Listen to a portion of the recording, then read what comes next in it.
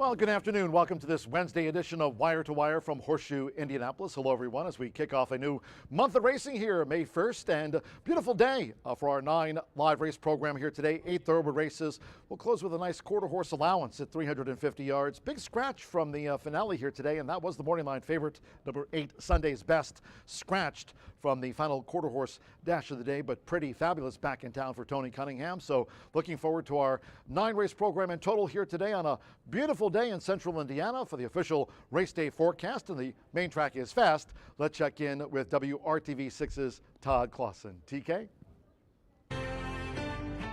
From Indy's streaming news leader, this is a WRTV update.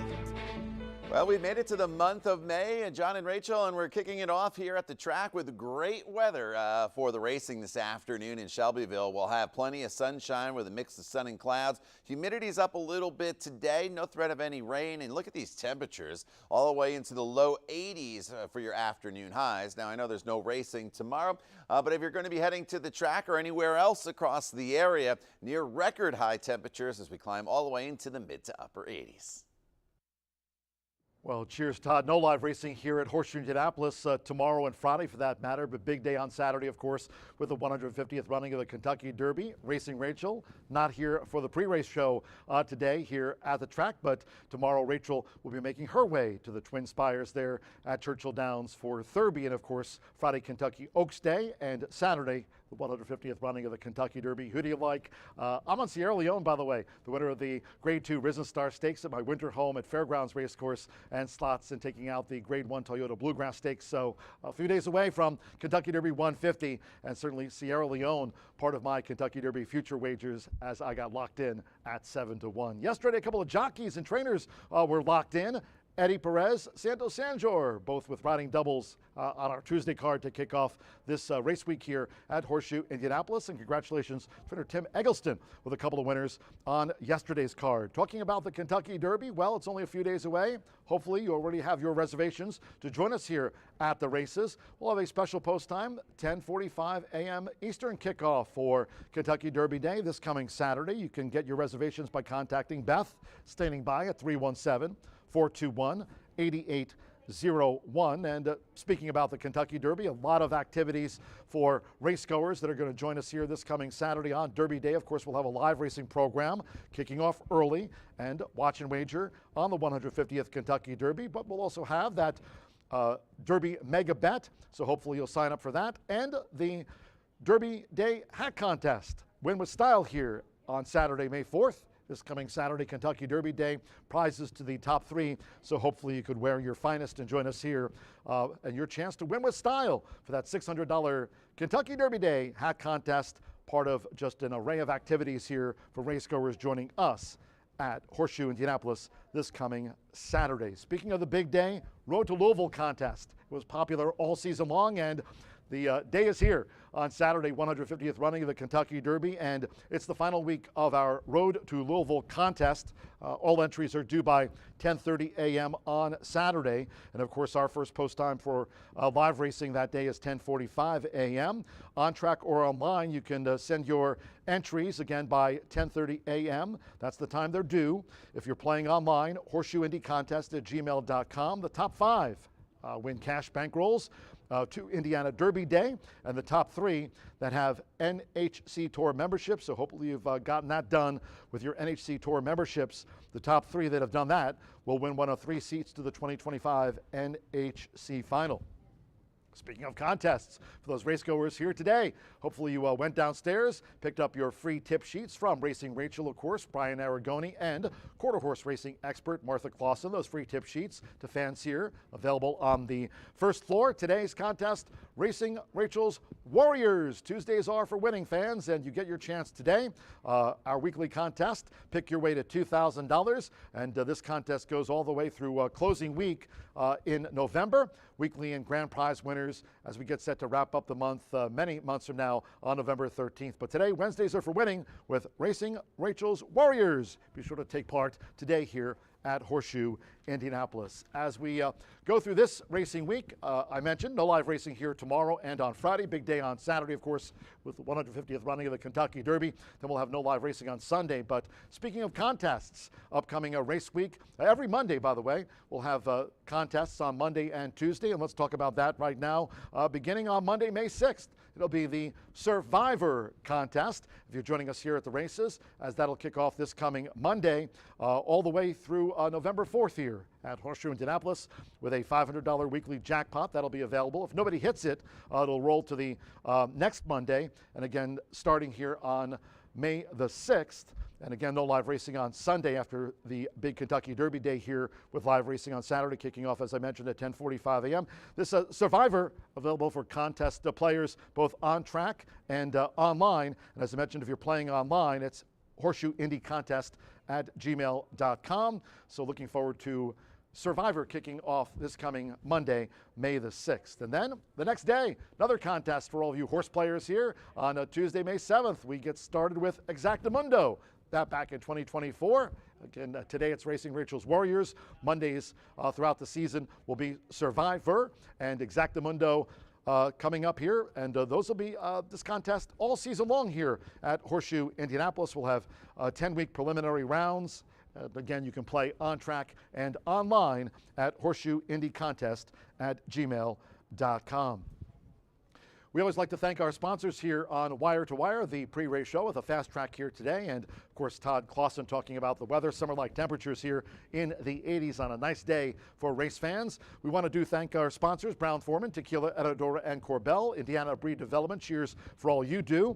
And our Winner's Circle sponsor this year is Murphy Trailer Sales. If you'd like to reach out to them, you certainly can, with terrific customer service and loyalty since 1984. You can reach out to Murphy Trailer Sales at 765-361-8803.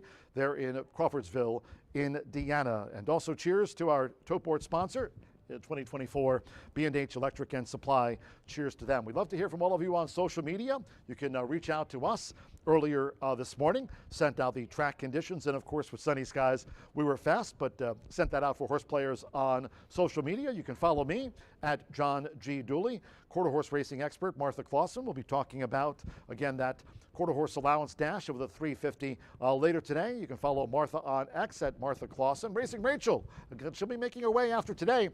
Rachel will be heading to Kentucky the Derby, and also Thurby, Kentucky Oaks Friday, and Kentucky Derby Day. So Rachel off to Churchill Downs for the rest of this week. You can follow Rachel at Racing Rachel M, on IG at Racing Rachel M, and Brian Aragoni standing by at Mr. B Analyst to talk about the 50-cent early pick 5 here today. So the first race post time is at 2:10. Really nice day on tap for our racing fans here today. We 8 thoroughbred races and that quarter horse allowance over the 350. Again, big scratch from that. I know Martha Clausen later today will be talking more about the scratch the 8 Sundays best. But Pretty Fabulous was a stakes winner last season here, talking about quarter horse racing at Horseshoe Indianapolis, and Pretty Fabulous back here in town for Tony Cunningham. So looking forward to seeing her race here in the finale as we wrap up a 2-day stretch. And then again, as I mentioned time and time again here on the pre-race show, no live racing on Thursday and Friday. Just want to remind you about all that. And then on Saturday, again, back with a big day from Churchill Downs. We'll have our live racing card on Saturday kicking off at 10:45 a.m. Eastern. And also that card will be underway at Churchill Downs. We'll be keeping our post times staggered, so you'll have a lot of opportunity to not only handicap the racing from Churchill Downs and also racing from Horseshoe Indianapolis with us having our live racing program off at 10:45. Hopefully, weather-wise, we'll have a nice day, and so too under the Twin Spires at Churchill Downs. But a nice one on tap here today with a 9-race card. Quick commercial break here on the Wednesday edition of Wire to Wire when the program returns, the pre-race show. Racing analyst Brian Aragoni standing by with his thoughts and analysis on the 50-cent early pick 5. Fast track, more to come. Feel the excitement with TwinSpires.com, the official betting partner of the Kentucky Derby and Breeders' Cup. With TwinSpires.com, place legal wagers and watch live horse racing wherever you are on any device. Sign up, play, and win today. New players use promo code FREE100 on sign up to start your $100 bonus. With TwinSpires.com, you can bet on horse racing. Get the TwinSpires.com app to receive special offers and the most up-to-date information. Terms and conditions apply. Void where prohibited. Please wager responsibly.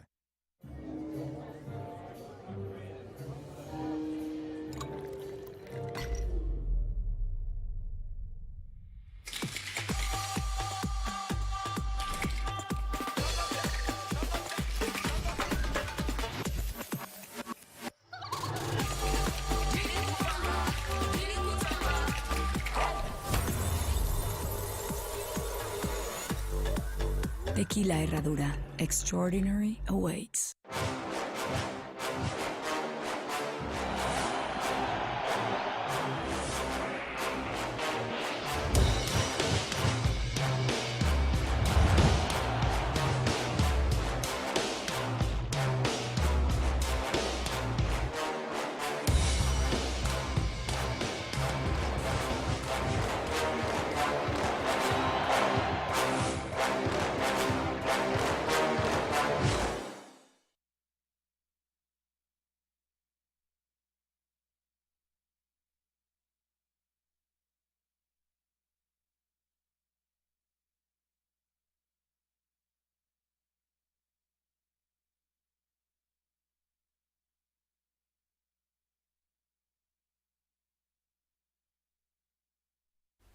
Have no fear, Miss Rachel will be here. She will be in the building to take you through races 5 through 9 today, but you'll have to deal with me through the first 4 races on the card. John G. Dooley will be up in the announcer's booth giving you all of the great race calls. We've got an excellent card today. I know it's Derby week. We're halfway there. We're at the midpoint of the week, so congratulations to you for making it through halfway through your work week, and hopefully you're tuning in from home, work, wherever you may be, even at the racetrack as well. 9 of them carded, 1 quarter horse variety in here on May 1st. Wish you the best of luck to kick off your May with a positive ROI. I thought the racing was challenging today. When I looked at all 8 thoroughbred races, granted it was a few days ago, I thought there was void of a heavily backed favorite. I really only felt super confident about one horse, and it didn't come until the end of the card. I feel pretty good about Chisel that he gets a great setup later on today. But I thought there were some beatable favorites. I thought there were some races you had to go deep. I thought we had competitive racing. Not the biggest fields by any means, but competitive racing. You continue to see competitive racing here at Horseshoe Indianapolis and those pick 5 payouts. Granted, the lowest takeout in the nation, or one of the lowest takeouts in the nation, 11.99% takeout, has certainly aided that. But let's take a look at this early pick 5, just scheduled to kick off 27 minutes away. You'll see my ticket on your screen now as our TV department does an excellent job each and every day. Race number 1, 3-year-olds all looking for their first career victory, in for a claiming tag. I do think Grewiz is strictly the horse to beat, but this is a horse who was losing ground late. I thought made a big run, had a ton of momentum, and was just really repelled by Star Review, who kind of won going away. And Grewiz is a horse who took the drop last time, got bet, went off at 7-2, ran an improved race, no doubt about it, but I'm not confident that group was all that nice, so certainly not a horse that I'm going to pitch by any means, but I'm going to also throw in some long shots in here. I've got instinctually a 20-1 morning line for Scotty Mullins. Joshua Morales, welcome him here to Horseshoe Indianapolis. He's got his 11th starter of the meet. This is a horse who showed good speed from in between horses while very wide last time out. It was kind of an odd race. One of the horses wasn't necessarily loaded, so many people on the outside of that starting game weren't necessarily ready to go. This horse broke from the 8th post in a 10-horse field and may have been one of those horses that was affected. Shim Racing, they've got horses that show speed, do well on the front end, and like to dig down and battle. I thought this was a 20-1 that you didn't want to leave off your tickets. Joshua Morales was aboard on April 17th. He'll be aboard today. They break from the inside versus the outside. They do have the shortest way around the racetrack as long as they can hold that rail position, and I think they will do just that. The 3rd place runner out of that race, Oil Man, came back to win yesterday, so the race should be live, while Knee Deep Justice, your 2nd place runner, did come back to run, didn't run all that well. I think instinctually certainly has upside anywhere near that morning line of 20-1. We also threw in number 4, Mama's Boy, a fellow 20-1 for Scotty Mullins in here, as we've got both the Scotty Mullins stablemates being live in this spot. Burgo's going to be calling the shot. Mama's Boy is owned and trained by Scotty Mullins. Lost to Star Review and exits that same race as Grewiz. Now, Grewiz crushed this horse by almost 10 lengths, but this is a horse who I thought, if you watch that replay from April 16th, was running on in the lane when completely sawed off. Hannah Leahy was aboard. This is a horse who was on the rail, got completely sawed off, and she wrapped up. A race that I thought could be much better than it looks. Now, I know they have to make up 8 lengths on Grewiz, but did have an excuse where Grewiz had a clean trip and wasn't good enough. Mama's Boy, 2nd start off the layoff. Have to see a little, read a little bit between the lines when this horse was sawed off, but if you're able to watch that replay, certainly something to make note of, and I think there's upside for Mama's Boy. we'll take a stand against plenty of horses in here, 1, 2, and 4. We've got the favorite, and then we've got 2 long shots, but there's plenty of horses we don't have. 4-1 right now on Zach Esquivel and John Heron, who's off to an excellent start this meet. Single dip, 5-1 morning line, second starter for Randy Klopp. Taking a stand against 2 Randy Klopps to go with 2 Scotty Mullins, something you don't see very often, but I think it could be rewarding in our first race today, now 24 minutes away. We kick off the pick 4 in race number 2. This is going to be where the single will lie. Like I said earlier, no singles really jumped off the page at me, so I'm going to single a little bit of a price in here. 6-1 on Twas Lola, Orlando Mojica riding for Larry Ravelli. The Florida bred dug down deep and was game in victory over at Hawthorne in the slot. A couple things going against this horse today. Fast main track, not sure how it's going to react. Has to take on winners for the first time, which is always a tall task. And this horse, despite being Larry Ravelli at Hawthorne, wasn't really bet last time out. This horse doesn't jump off the page. I expect this horse to be the 3rd or 4th choice behind Uppercase along with Miss Quality Control.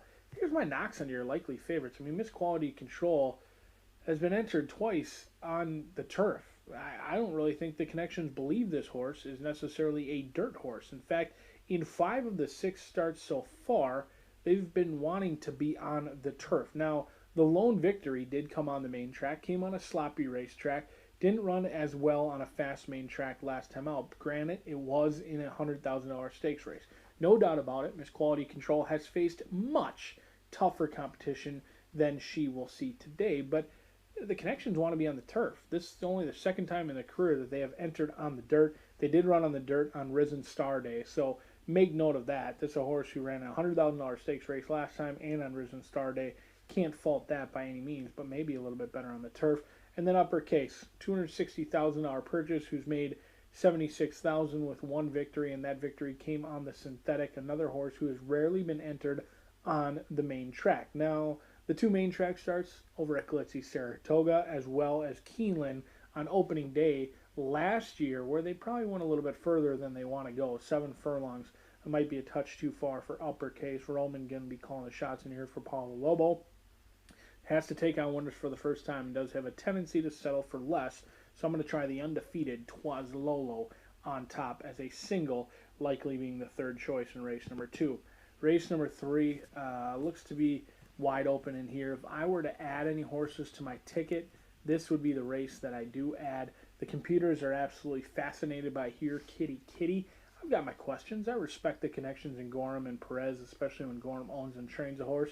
This horse coming in off of a layoff, I think could be a starting point in here, but the workouts have been quick in the mornings, and we'll see if Here Kitty Kitty is cranked and ready to go, but I do think Fizzle provides some upside, a horse I happen to fancy quite a bit. Lightly raced 5-year-old mare who's looking for win number 2. This is a horse who already has a run under her belt. She made her 5-year-old debut on April 17th in a race where she showed good speed off the leaders into the far turn. It got a little bit tight for Summer Pauly.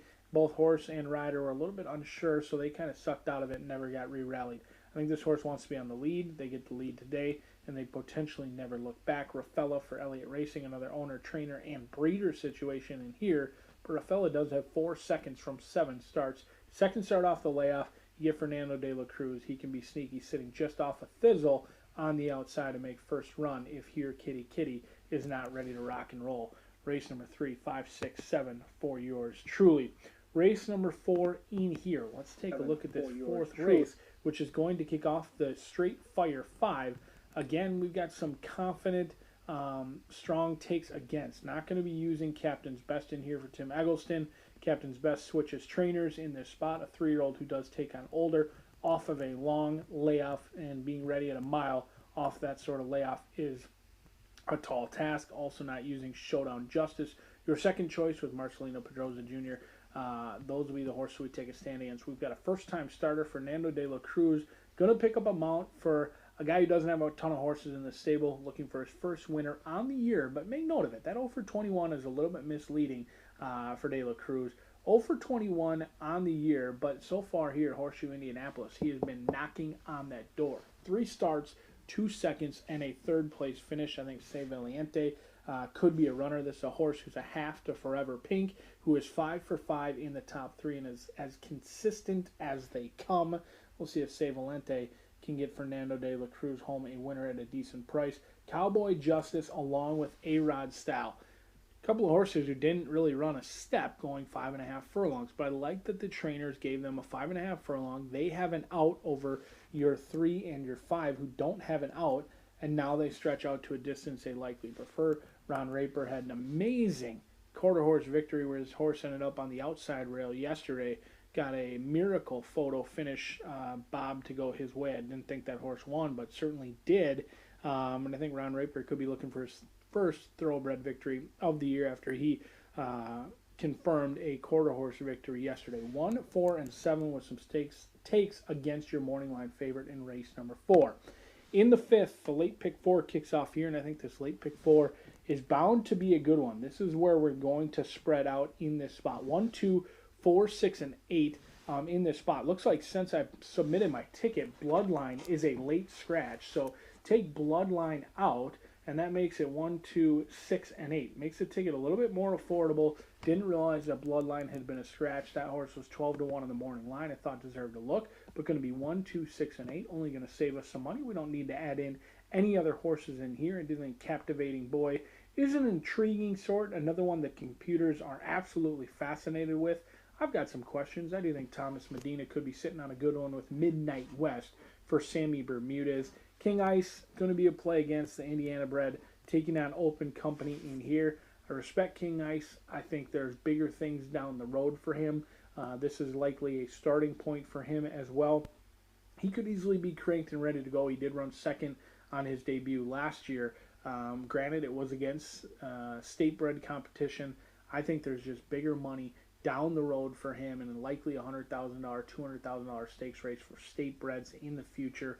I don't think they'll be asking him for his best, but the workouts have been quick. They have been rocking and ready to go.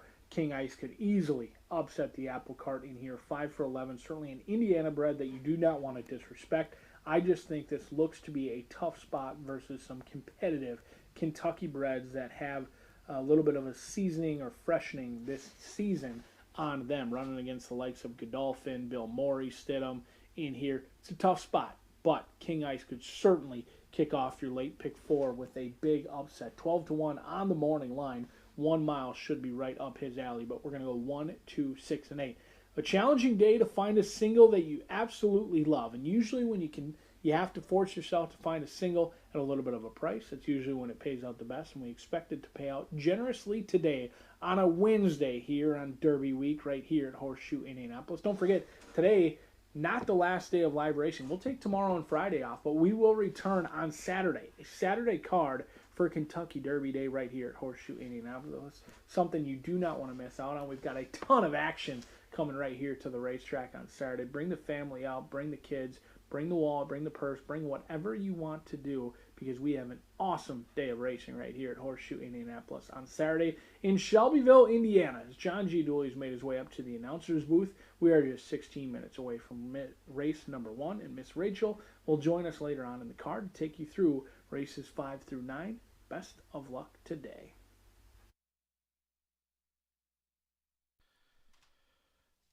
Cheers, Brian. Hello, everyone, from Horseshoe Indianapolis. From the broadcast booth, track announcer John G. Dooley. Great to have you with us on this beautiful day. Mostly sunny, temperature-wise, around 80 degrees. Main track is fast. All races today were carded for the main track. Main track fast at kickoff if you have your programs close by. Let's take a look at the changes and corrections on today's racing program. 9 races on tap, and in the opening maiden sprint to start the 50-cent early pick 5, there are no changes, all 8 run in the opening maiden sprint. The second race mile starts the 50-cent early pick 4. In the second race, number 2, We Bit of Mischief, a jockey change to Manny Esquivel. Manny Esquivel will ride number 2, We Bit of Mischief. Scratch number 4, Umabeshi. Number 4, Umaboshi has been scratched. And take out the 5, Never Tell Patty. Scratch 5, Never Tell Patty. There'll be no superfecta wagering on the second race mile. No superfecta. Scratch the 4 and 5.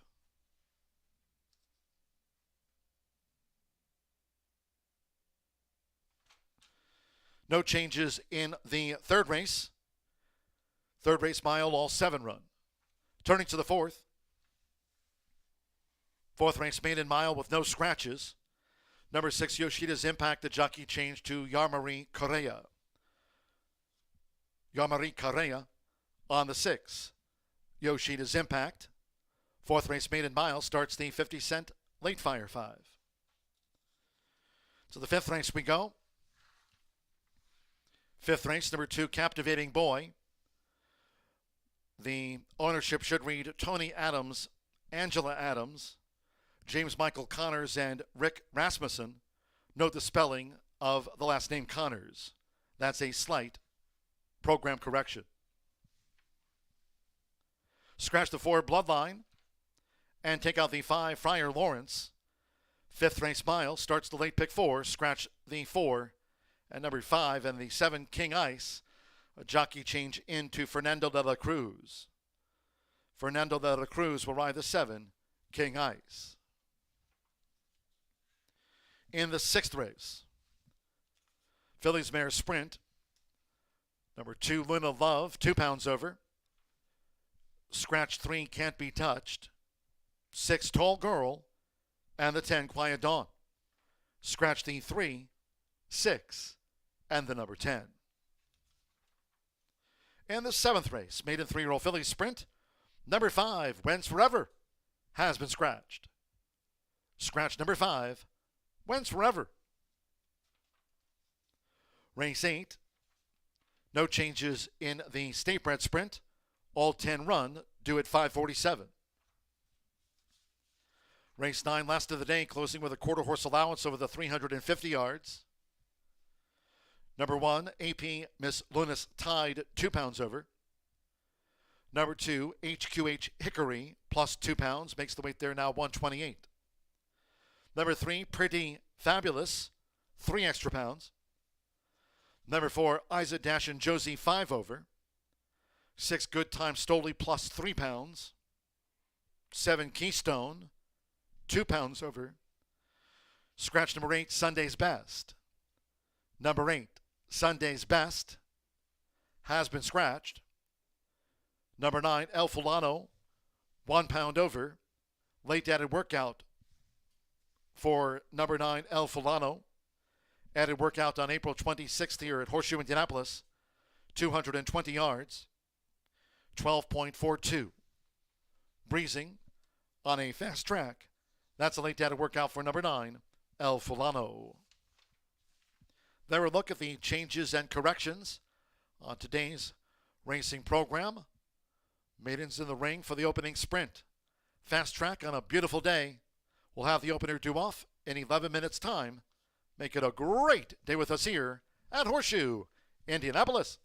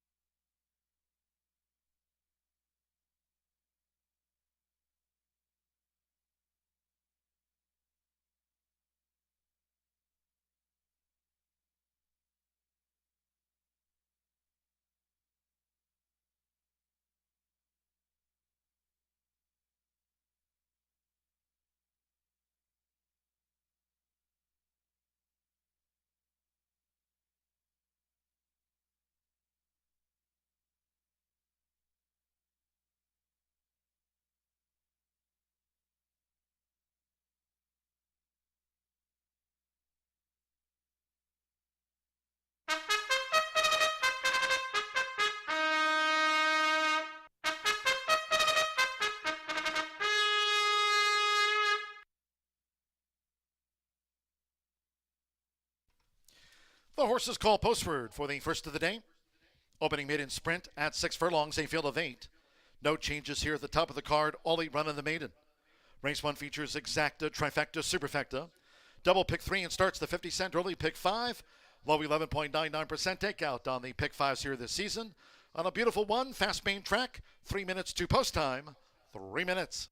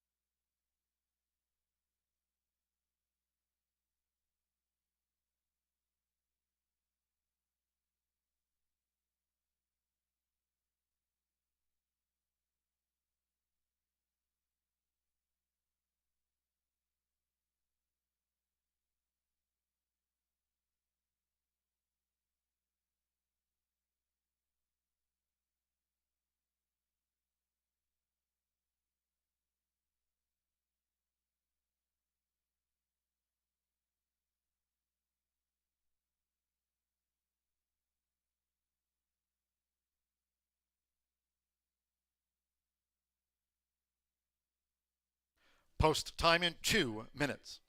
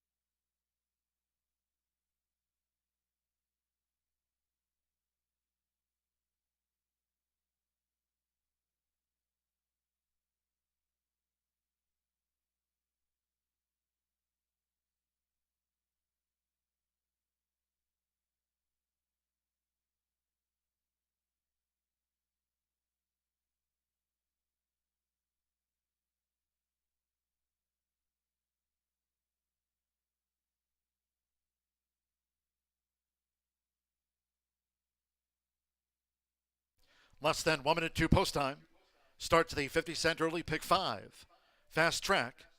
Less than 1 minute.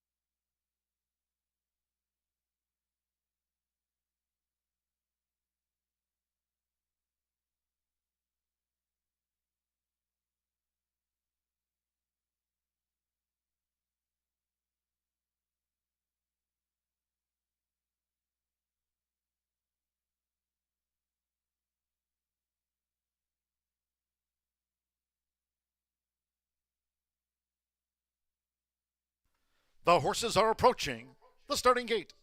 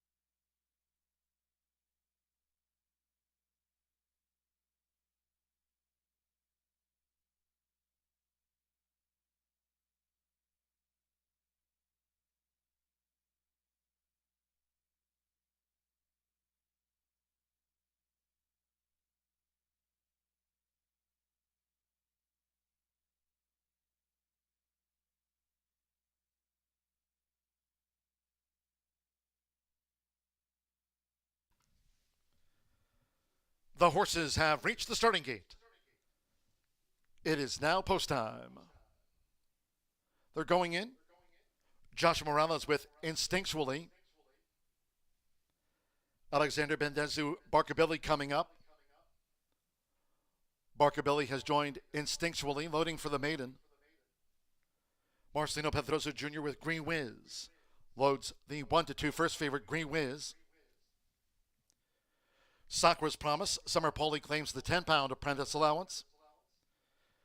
Now Yarmari Correa with Andale Andale. Alberto Burgos, Mama's Boy in the yellow and red diamonds.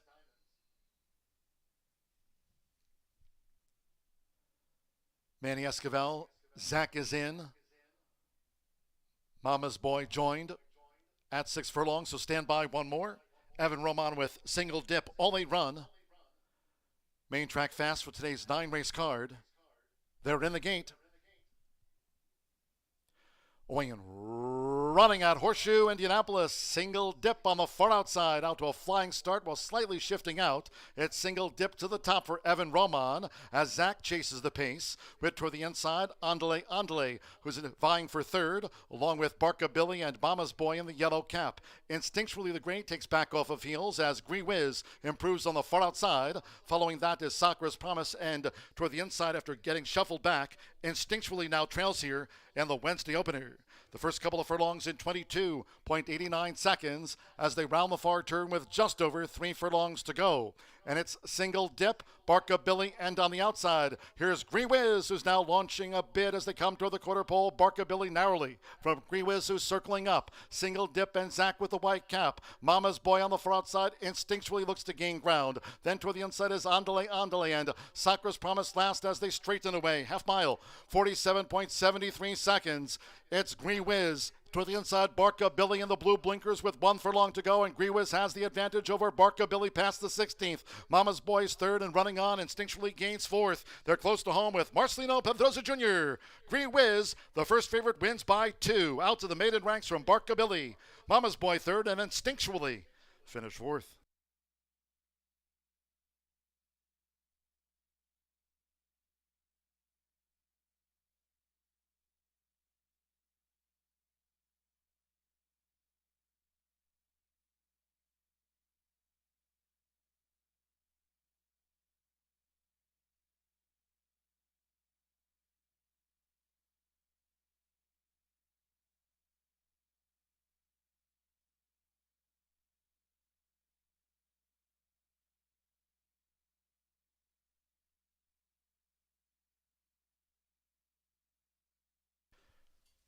$113.76 after the running of race 1. 2-5-4-1, the unofficial run order to the maiden. Number 2, Green Whiz at 1-2 first. Number 5, Barkabilly at 9-2 second. The 4, Mama's Boy at 26-1 odds third, and 1 Instinctually at 12-1 gets into the frame. Hold all until official. 2-5-4-1. Favorite starts the card, son of Greeley's Conquest. Green Whiz, Marcelino Pedrosa Jr. for Gennaro Garcia. Green Whiz gets off the mark in his 9th run, takes out the maiden at 1-2.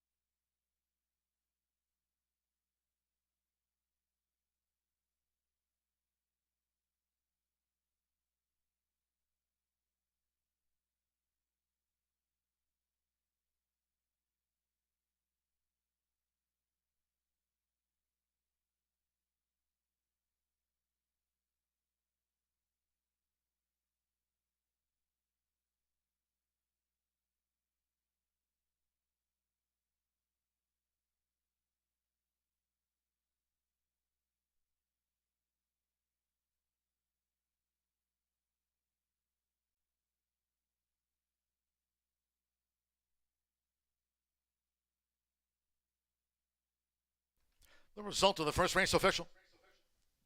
Returning to the Murphy Trailer Sales Winners Circle is the 2 Green Whiz with Marcelino Pedrosa Jr. Green Whiz is a 3-year-old dark Bear brown gelding by Greeley's Conquest out of Memorabilia by Uncle Mo. Bred in Indiana by Bruce Murphy. Green Whiz, owned in partnership by breeder Bruce Murphy, Lori Murphy, and trainer Janelo Garcia's Southwest Racing Stables Incorporated. Horseshoe Indianapolis congratulates the winning connections. Green Whiz out to the maiden ranks. Paid 1-2. First results in. 2-5 exacta returned $9.60. The 50-cent trifecta, 2-5-4 and even $14. With instinctually fourth, the 10-cent superfecta, 2-5-4-1 paid $12.65. In the maiden opener, the favorite, first. All they ran, fast track 113.76. A half hour away from the second race mile. Race 2 of our 9 carded. Scratch the 4, Umeboshi, and 5 Never Tell Patty. With those scratches, no superfecta wagering. No superfecta, scratch the 4, and number 5. Number 2, We Bit of Mischief. A jockey change to Manny Esquivel. Manny Esquivel will ride number 2, We Bit of Mischief. Exacta, trifecta. The second race mile starts off another double, pick 3, and the early pick 4. Fast track, post time for the second race, the mile at 2:50 in all cases. Please do try to make your selections at Horseshoe Indianapolis Wagers today early. Thank you. Coming up in just a moment will be our first race replay of the day of the maiden sprint. Hope you had a bet on Green Whiz.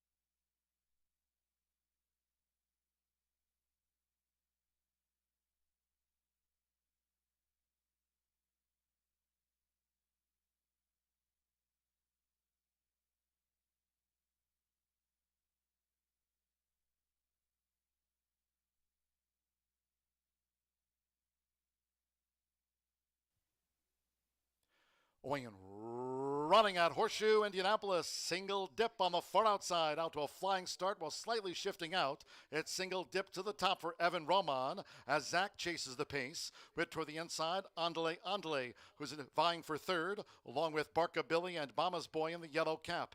Instinctually, the gray takes back off of heels as Green Whiz improves on the far outside. Following that is Sakura's Promise, and toward the inside after getting shuffled back, instinctually now trails here in the Wednesday opener. The first couple of furlongs in 22.89 seconds as they round the far turn with just over 3 furlongs to go. And it's single dip, Barca Billy, and on the outside, here's Green Whiz, who's now launching a bid as they come toward the quarter pole. Barca Billy narrowly from Green Whiz, who's circling up. Single dip and Zach with the white cap. Mama's Boy on the far outside instinctually looks to gain ground. Then toward the inside is Andale, and Sakura's Promise last as they straighten away. Half mile, 47.73 seconds. It's Green Whiz. Toward the inside, Barca Billy in the blue blinkers with 1 furlong to go, and Green Whiz has the advantage over Barca Billy past the 16th. Mama's Boy's third and running on, instinctually gains fourth. They're close to home with Marcelino Pedrosa Jr. Green Whiz, the first favorite, wins by 2. Out to the maiden ranks from Barca Billy. Mama's Boy third and instinctually finished fourth.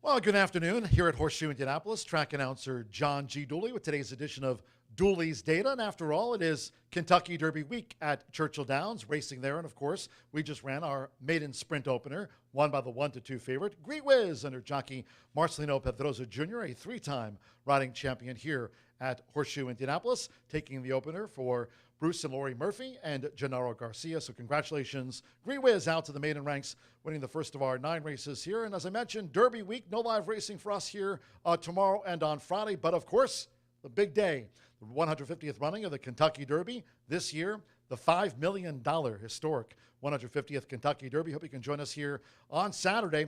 We'll kick off at 10:45 a.m. Eastern with our live racing program. And, of course, you can watch and wager on all those terrific races from under the Twin Spires. But all looking forward to the 150th Run for the Roses. Speaking of roses, today's edition of Dooley's Data, a Kentucky Derby week edition of Dooley's Data. Let's talk more about the Kentucky Derby. The Run for the Roses, well, the red rose became the official flower of the Kentucky Derby, that back in 1904. And, of course, this year marking the 150th Kentucky Derby, the historic one with that $5 million purse here in 2024.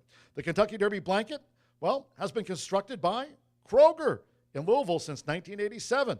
It includes 426 red Freedom roses and includes a hidden water vial for each rose inside the lining. About 70 people work on the blanket, and it weighs approximately 40 pounds. And again, since 1987, Kroger in Louisville constructing the Kentucky Derby blanket worn by the winner. And I'm sure you have your favorite for 2024. By the way, speaking of food and drink, an important part of your day at the races, including here at Horseshoe Indianapolis. If you're joining us in the clubhouse, hello. Talking about Kentucky Derby Day food and beverage, it is estimated that fans eat, check that out, 142,000 hot dogs on Kentucky Derby Day. Sounds like one of those Nathan's Records there at Coney Island. 18,000 barbecue sandwiches, 13,800 pounds of beef. Wow. 30,000 cookies, 300,000 strawberries, talking about food and beverage on Derby Day. And check this out, more than 120,000 mint juleps. Sold at $20 a pop. That comes to about $2.4 million in the pockets of Churchill Downs. But it is, after all, this year, the $5 million 150th Kentucky Derby. Whoever your pick might be for the Run for the Roses, keep some of those Dooley's Data stats in mind when placing your wagers on the big day. And again, we kick off on Saturday, 10:45 a.m. Eastern. Hope you can join us for our live racing program and watch and wager on the Kentucky Derby this coming Saturday. All looking forward to it. Second race of 9 here today on a beautiful one with a fast main track. Good luck with all your wagers today. It's back. Vacation at home sale at Family Leisure. Family Leisure has the largest selection of in-stock patio furniture at guaranteed lowest prices. Chat height to bar height and everything in between. Check out our selection of pergolas, pavilions, and other shade solutions. Make a splash this summer with a new swimming pool from America's largest pool dealer. Outdoor kitchens. Buy from stock or design your own. Melt away stress. We've got plenty of spas and swim spas priced to move. Vacation at home sale going on now at Family Leisure.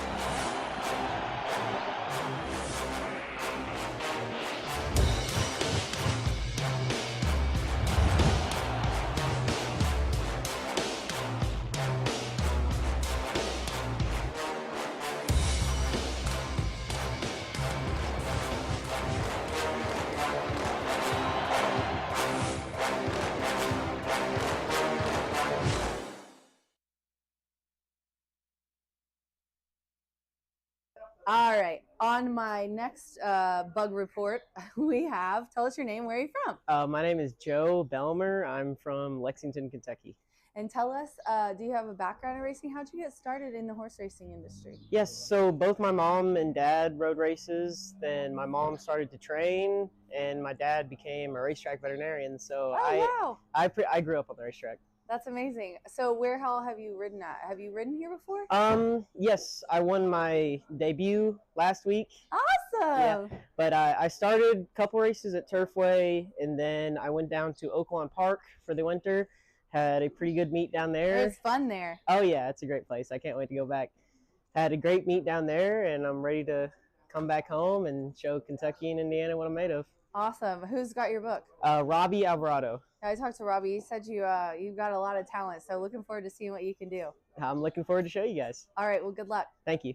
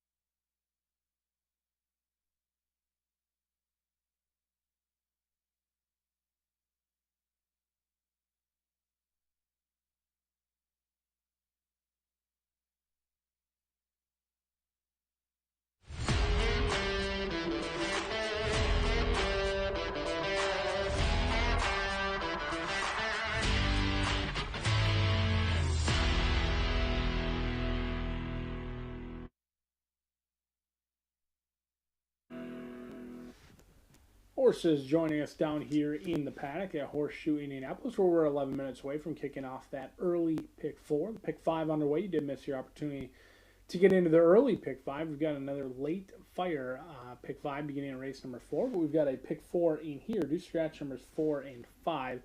Umbashi out along with Never Tell Patty out of this race, but in my opinion, all the main players remain in. Twas Lola is a 3-year-old filly who has to take on winners for the first time and take on older, but she couldn't have been more impressive last time out. This is a homebred for Carolyn Wilson, a Florida bred who actually debuted over in Chicago on the slop. And for Larry Ravelli to go off at 8-1, that does not happen very often. But Lola was game throughout. This is a horse who tracked just off the leader, took the lead, and really won that race, I thought, rather easily when I watched it back. Toro was the 1-2 favorite and was never getting by Lola. It looked like a race where they could have gone around the racetrack another time and Lola would still be in front. I like Larry Ravelli's numbers here at Horseshoe Indianapolis, 23% around the country. He had himself a banner week last year, running great in the Kentucky Derby as well. He's 39% when he wins his last start, so I am less concerned about this horse taking on winners for the first time than I typically would be. I do think it's a big jump up in class, but there's a horse who should be able to track off the pace.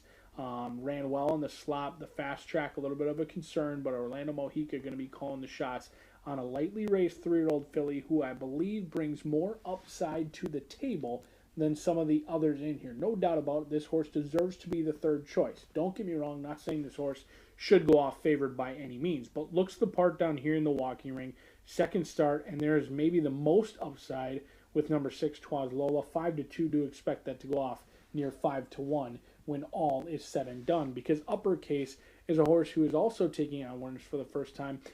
Broke the maiden special weight level over at Turfway Park in a dominating performance at 5-1 to win going away.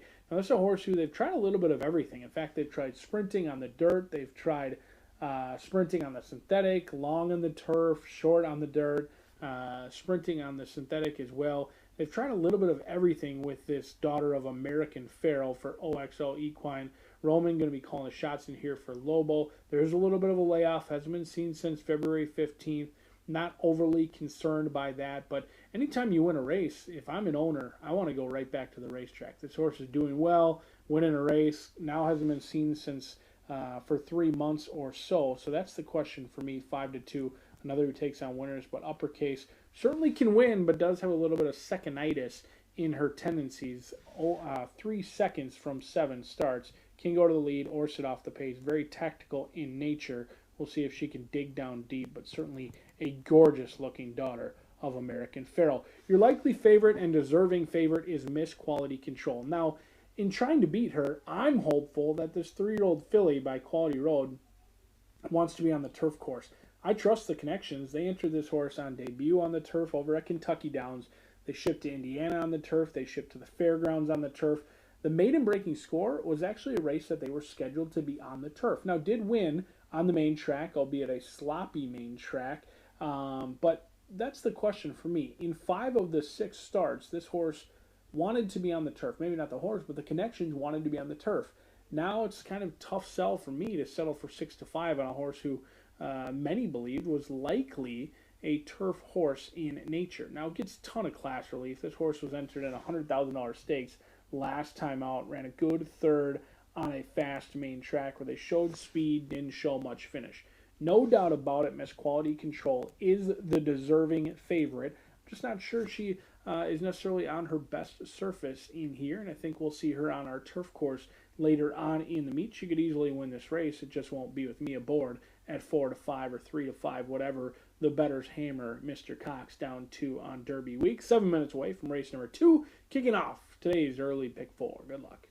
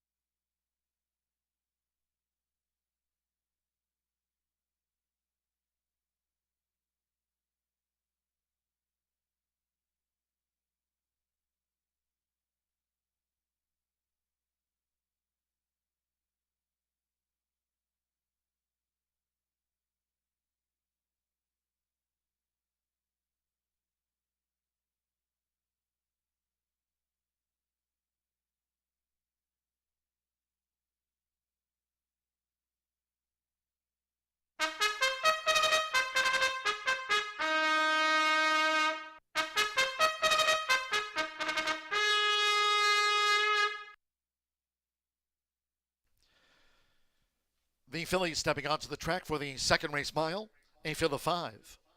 Scratch the 4, Umeboshi, and the 5, Never Tell Patty. Scratch the 4 and 5. Number 2, We Bit of Mischief, a jockey change to Manny Esquivel. Manny Esquivel rides number 2, We Bit of Mischief. On parade, race 2 features Exacted Trifecta. Double pick 3 and starts the 50-cent early pick 4. Fast track if you're just joining. 4 minutes to post time. 4 minutes to the off.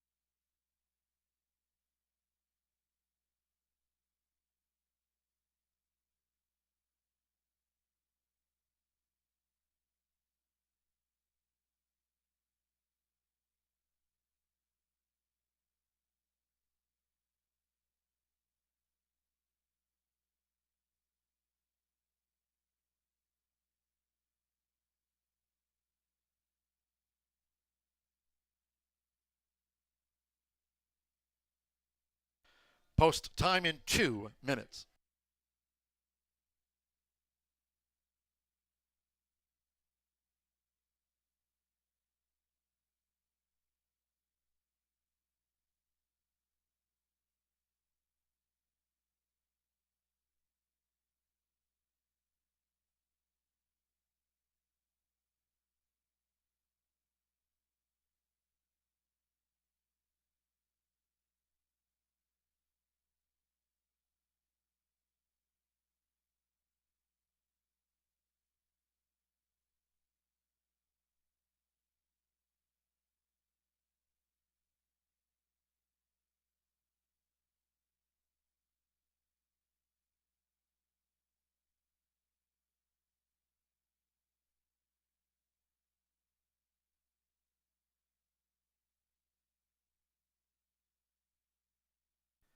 At 1 minute 2 post time for the mile. Starts the 50-cent early pick 4. Fast track. Round about a minute.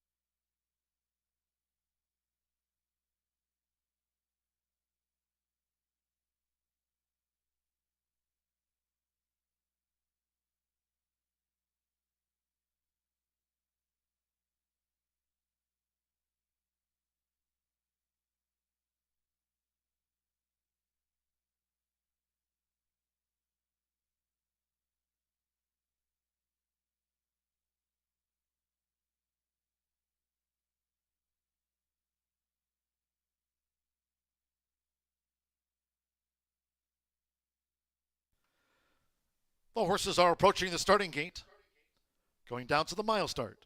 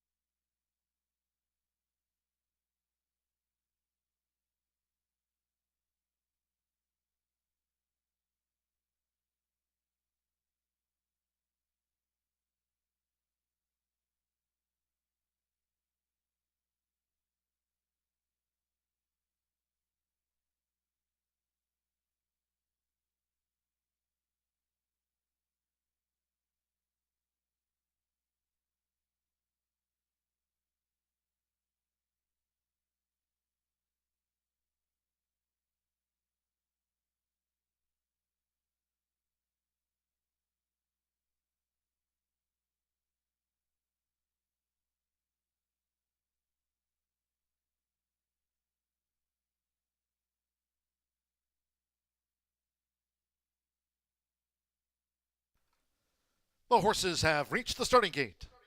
It is now post time. Loading in front of starter Ray Kuick. Albin Jimenez with 457.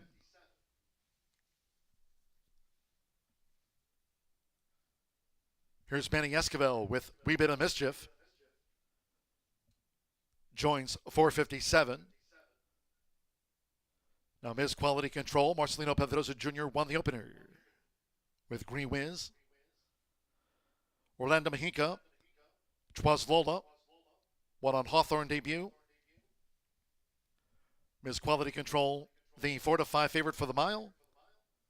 One more. Evan Roman with Uppercase. Last out, Turfway Park. Maiden winner on the all-weather.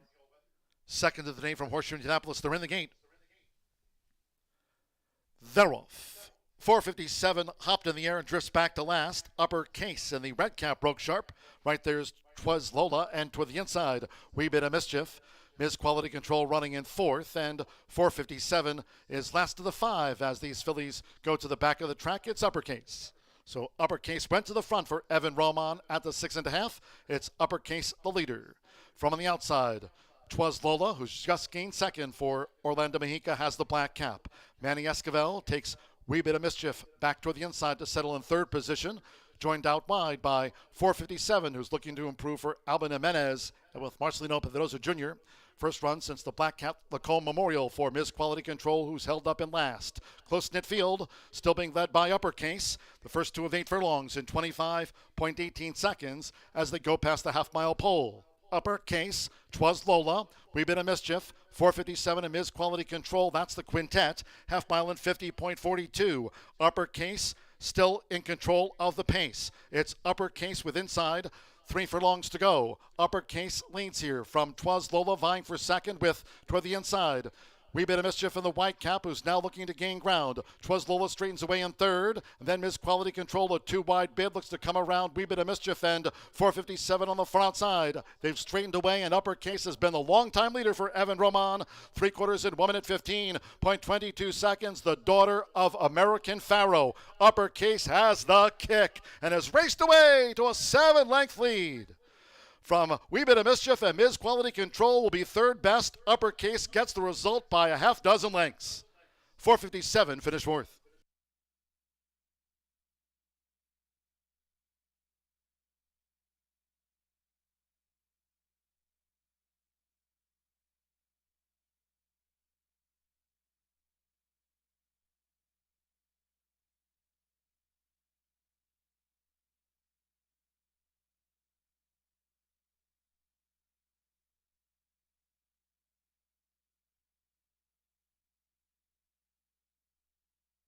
$139.61 after the mile.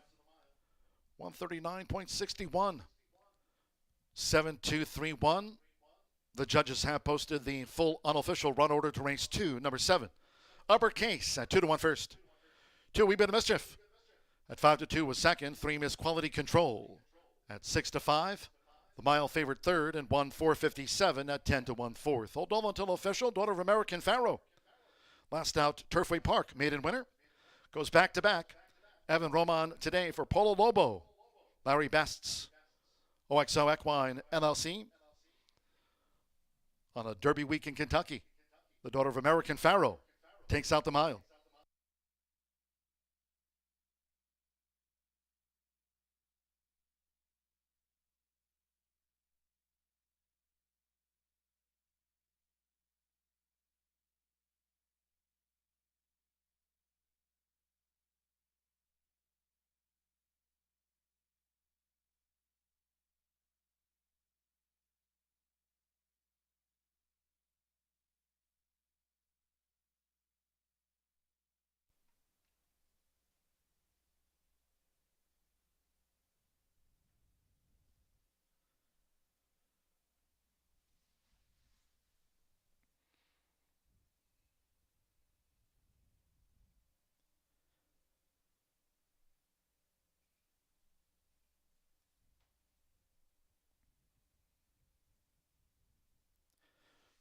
Returning to the Murphy Trailer Sales Winners Circle is the 7 Uppercase with Evan Roman.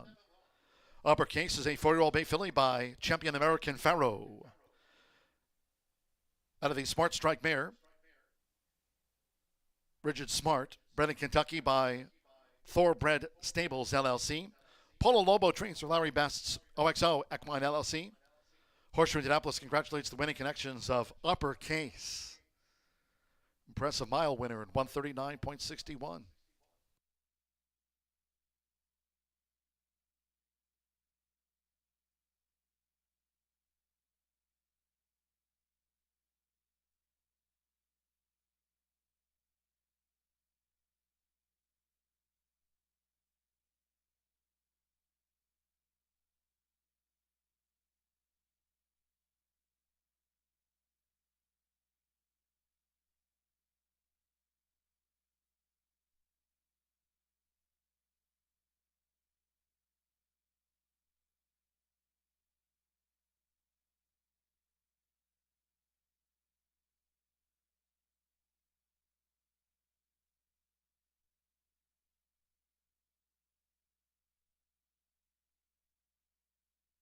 The result of the second race official.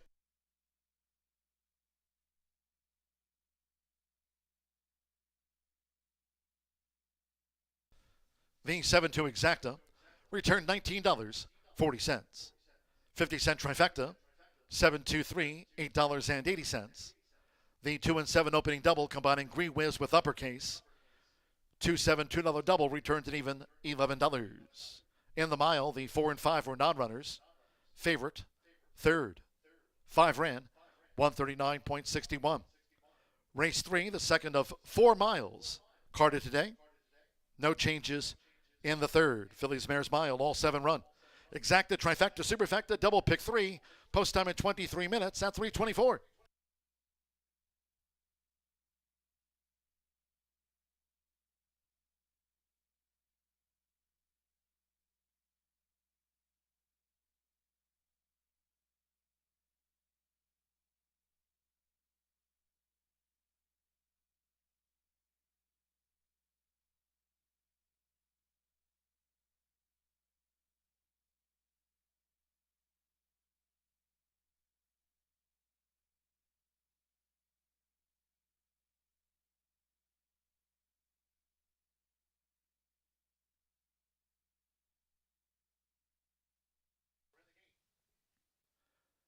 They're off. 457 hopped in the air and drifts back to last. Uppercase in the red cap broke sharp.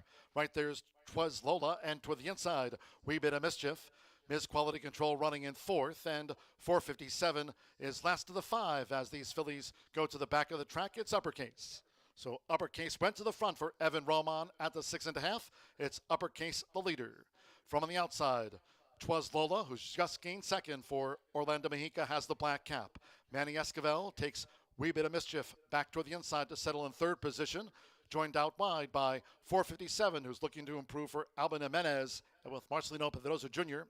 First run since the Black Cap Lacombe Memorial for Ms. Quality Control, who's held up in last. Close-knit field, still being led by Uppercase. The first 2 of 8 furlongs in 25.18 seconds as they go past the half-mile pole. Uppercase, Twas Lola, Wee Bit of Mischief, 457 and Ms. Quality Control. That's the quintet. Half mile in 50.42. Uppercase still in control of the pace. It's Uppercase with inside 3 furlongs to go. Uppercase leads here from Twas Lola vying for second with toward the inside. Wee Bit of Mischief in the white cap, who's now looking to gain ground. Twas Lola straightens away in third. And then Miss Quality Control, a 2-wide bid, looks to come around Wee Bit of Mischief and 457 on the far outside. They've straightened away, and Uppercase has been the long-time leader for Evan Roman. 3/4 in 1 minute 15.22 seconds. The daughter of American Pharaoh. Uppercase has the kick and has raced away to a 7-length lead. From Wee Bit of Mischief and Ms. Quality Control will be third best. Uppercase gets the result by a half dozen lengths. 457 finished fourth.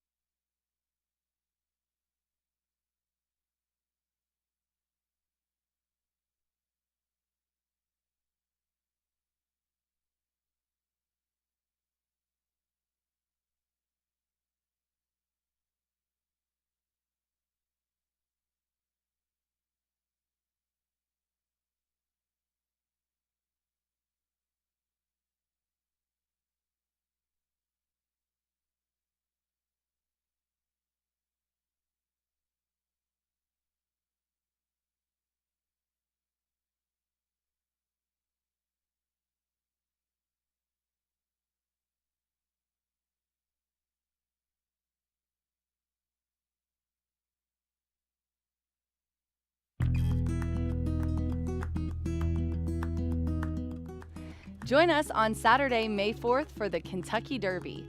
We will have a first post of noon, and we're going to have lots of fun and promotions. We're going to give one lucky winner a $3,000 mega bet to bet on the Derby. That's $1,000 to win, $1,000 to place, and $1,000 to show on a Kentucky Derby horse of your choosing. We're also going to have a $600 hat contest.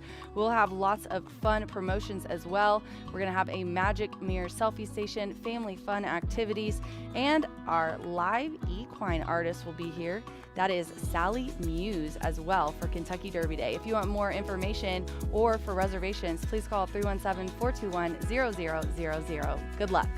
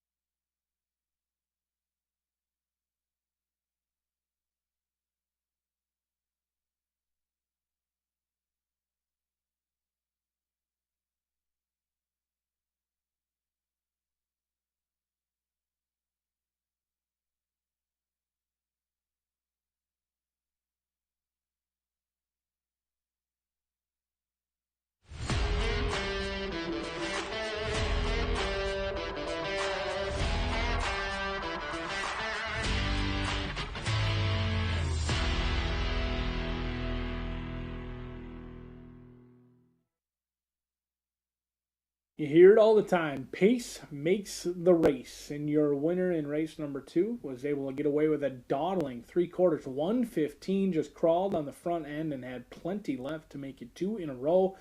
The slight 3-month break did that one wonders in there. It comes home to score as an easy 2-1 winner in there. And if you had money at 2-1, never looked like a loser throughout the course of that race. We'll go another mile in here for race number 3, now just 10 minutes away. No scratches, no changes. Do have an even money favorite in this spot. This one for the girls, 3-year-old fillies, all bred in the state of Indiana, looking for their second career victory. Many of them getting Lasix for the first time in their careers. But I'm going to try an older mare in here, a 5-year-old mare, Thizzle, a lightly raced 5-year-old mare who's 1 for 5 in the career. That lone win did come here, and it also came going 1.70 miles, albeit on a wet track. But I am hopeful that pace does make the race, as we saw in race number 2, and I think Thizzle could be the pace setter up front. Now, this is a horse who wasn't on the lead last time, but I can give you maybe some valid opinions as to why that was. Granted, it was sprinting.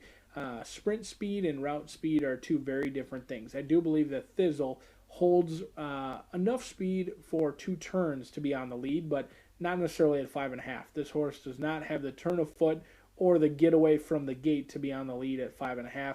Showed some speed, was only a length off of 22.3 last time out. Got into the far turn, got in tight, a little bit tight. Doesn't want to. Wouldn't necessarily say it was egregious by any means, but was certainly checked and hithered, and lost all momentum that day. Now, second start off the layoff, gets back to a distance that they prefer. And this is a horse who debuted last year at 4 and never went 1 turn. So I think the goal all along was likely 2 turns. That was just a race over the track. Summer Pauly, the apprentice, gets off for a veteran rider like Roman, who just won last race. He's looking for 2 in a row. I think there's a lot to like at 7-1 on Thizzle, who could be the pace setter in here. And draw a line through that last race, not saying they weren't trying to win, but they were certainly prepping for longer distances in the future. 7-1, a value player in here.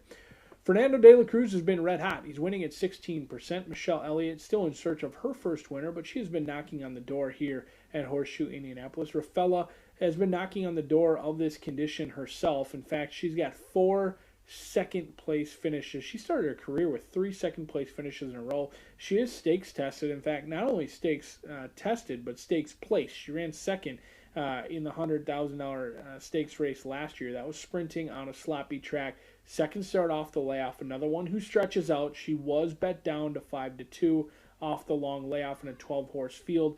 Didn't show much that day. I think 2 turns is going to be right up her alley in here. Another one who could be close to the lead. 4-1 for connections that do win races.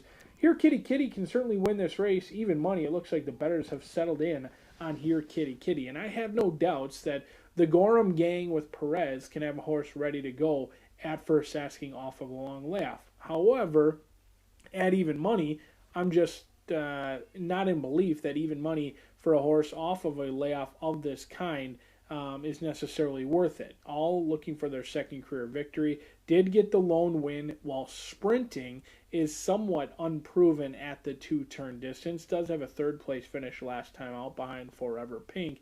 I just think it's going to need a race. I mean, the workouts have been quick, not necessarily any 5 furlong workouts that I see on the page. I know 47 is pretty good here at Horseshoe Indianapolis. I'm just questioning maybe the distance off of a long layoff, even though Gorham can have horses ready to go. Wins at 23% off of layoffs like this one. Shorty Perez, his top call rider, they win at 15% together.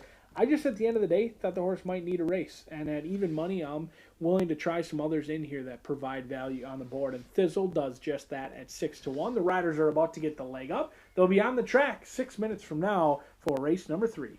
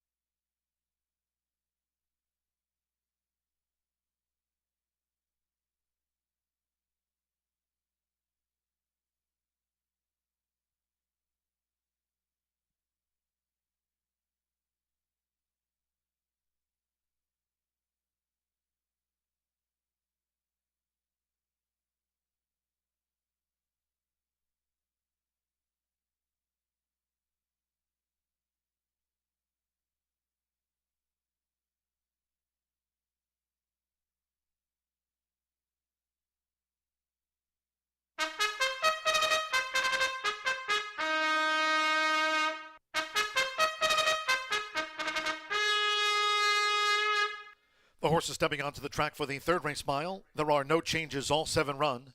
No changes here in the mile. Exacta, trifecta, superfecta, double pick 3, fast track. 4 minutes to post time. On parade, 4 minutes.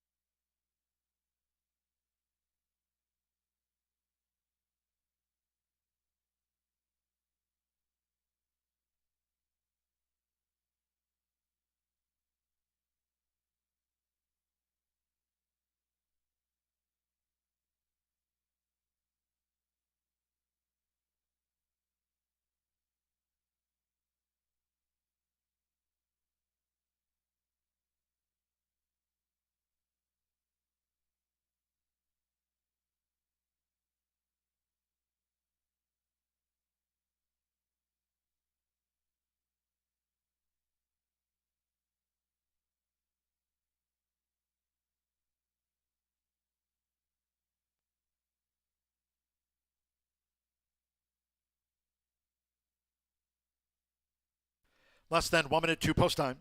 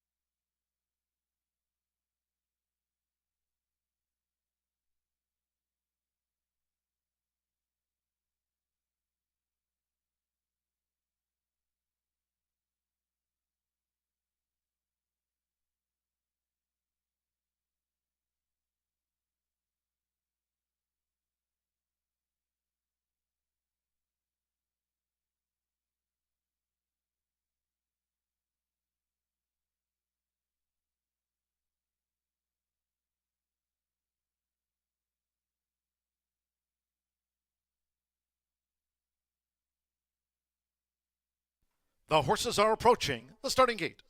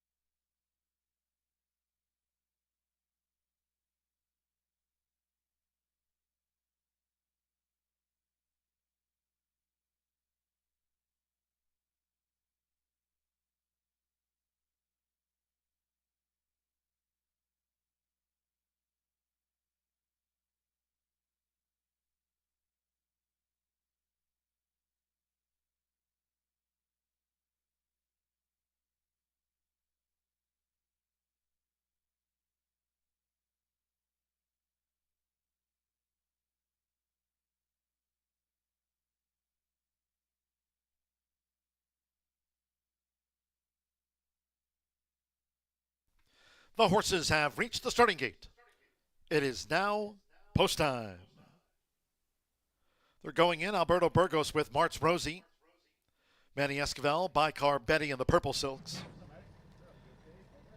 Now Eddie Perez with Here Kitty Kitty. Loads the 8 to 5 mile favorite Here Kitty Kitty. No Trust. Marcelino Pedrosa Jr. won the opener. Albin Jimenez with Classic Kitten. Here's Thizzle. Evan Roman riding for a double. Green Wiz and Uppercase, our first two winners. One more. Fernando de la Cruz with Rafella. Here Kitty Kitty, 3-2 favorite. Hang on, boss. All in. No, mine's good.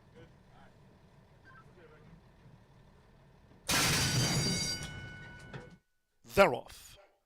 Classic Kitten with the white cap. No Trust, Martz Rosie. There go early bids from Thizzle. And on the outside, Raffaello black with the white dots on sleeves. It's Thizzle. Though Thizzle to the top for Evan Roman with just inside 7 furlongs to go. Thizzle leans, Classic Kitten in tight, and Raffaella is close.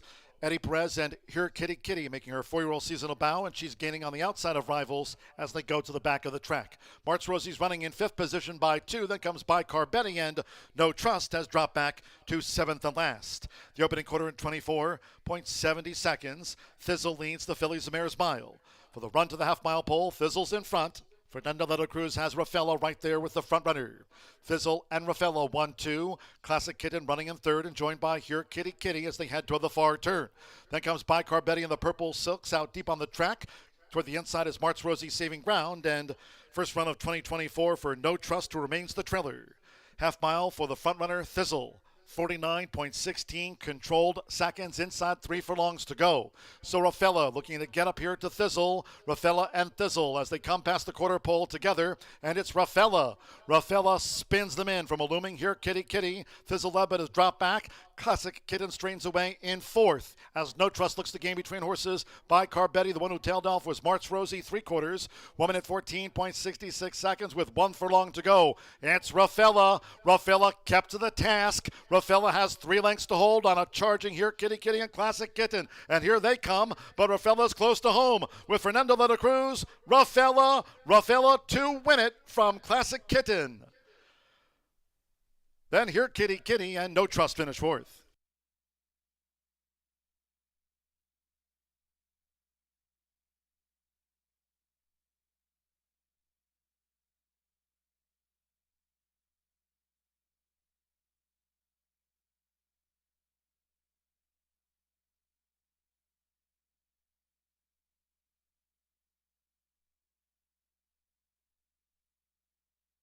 $142.12 after the Fillies and Mares mile. $142.12, number 7, Rafella. 7-2 first. The judges have posted a photograph before posting the remaining order of finish. Hold all tickets. Fernando de la Cruz. Michelle Elliott's on the meet score sheet. The daughter of Temprise, Rafella at 7-2 in the mile.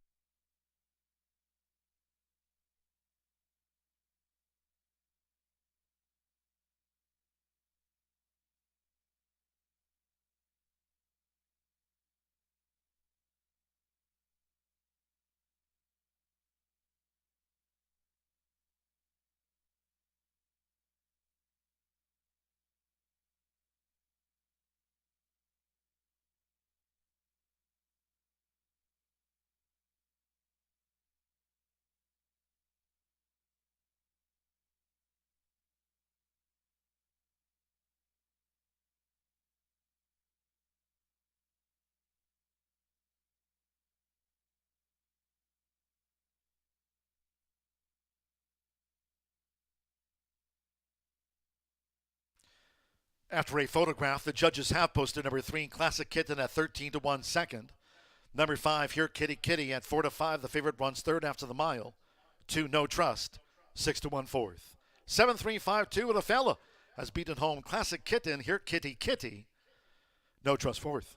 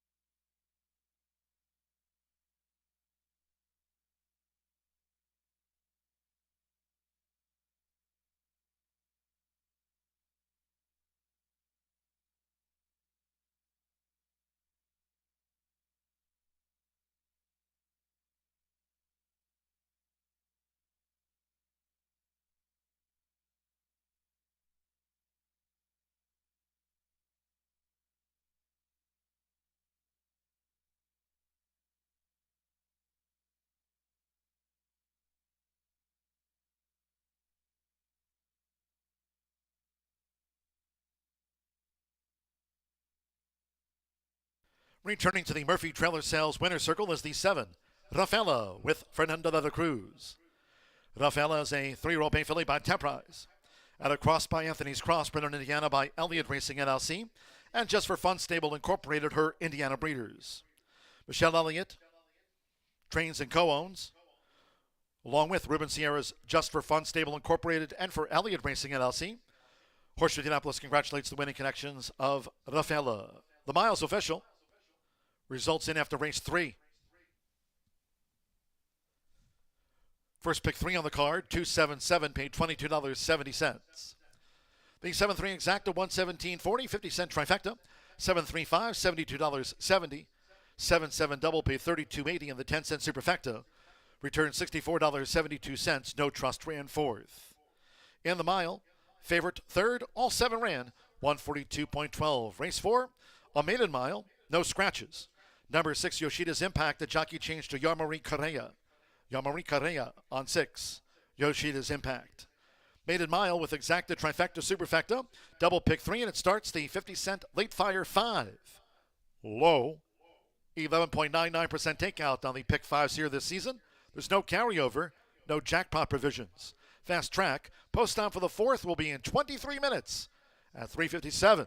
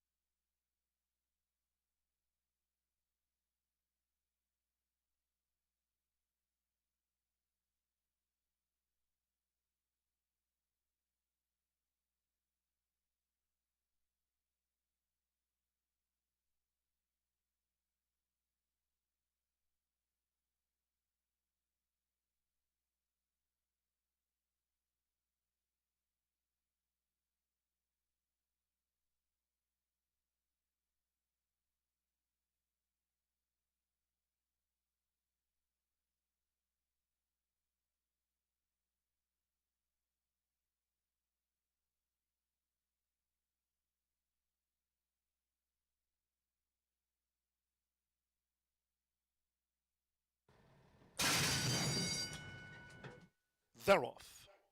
Classic Kitten with the white cap. No Trust Marts Rosie. There go early bids from Thizzle, and on the outside, Raffaello black with the white dots on sleeves. It's Thizzle. Though Thizzle to the top for Evan Roman with just inside 7 furlongs to go. Thizzle leans, Classic Kitten in tight, and Raffaello is close. Eddie Perez and Here Kitty Kitty making her 4-year-old seasonal bow, and she's gaining on the outside of rivals as they go to the back of the track. Marts Rosie's running in 5th position by 2. Then comes Bicar Betty, and No Trust has dropped back to 7th and last.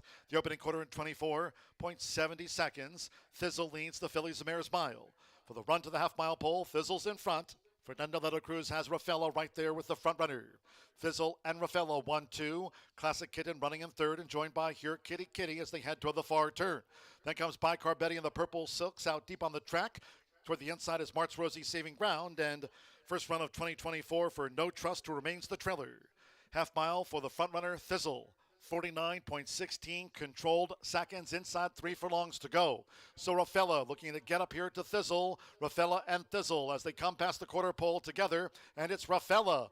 Raffaello spins them in from a looming Here Kitty Kitty. Thizzle led but has dropped back. Classic Kitten strains away in 4th as No Trust looks the game between horses. Bicar Betty, the one who tailed off, was Marts Rosie 3/4. 1 minute 14.66 seconds with 1 furlong to go. It's Raffaello. Raffaello kept to the task. Raffaello has 3 lengths to hold on a charging Here Kitty Kitty and Classic Kitten. And here they come, but Raffaello's close to home with Fernando Leto Cruz. Raffaello to win it from Classic Kitten.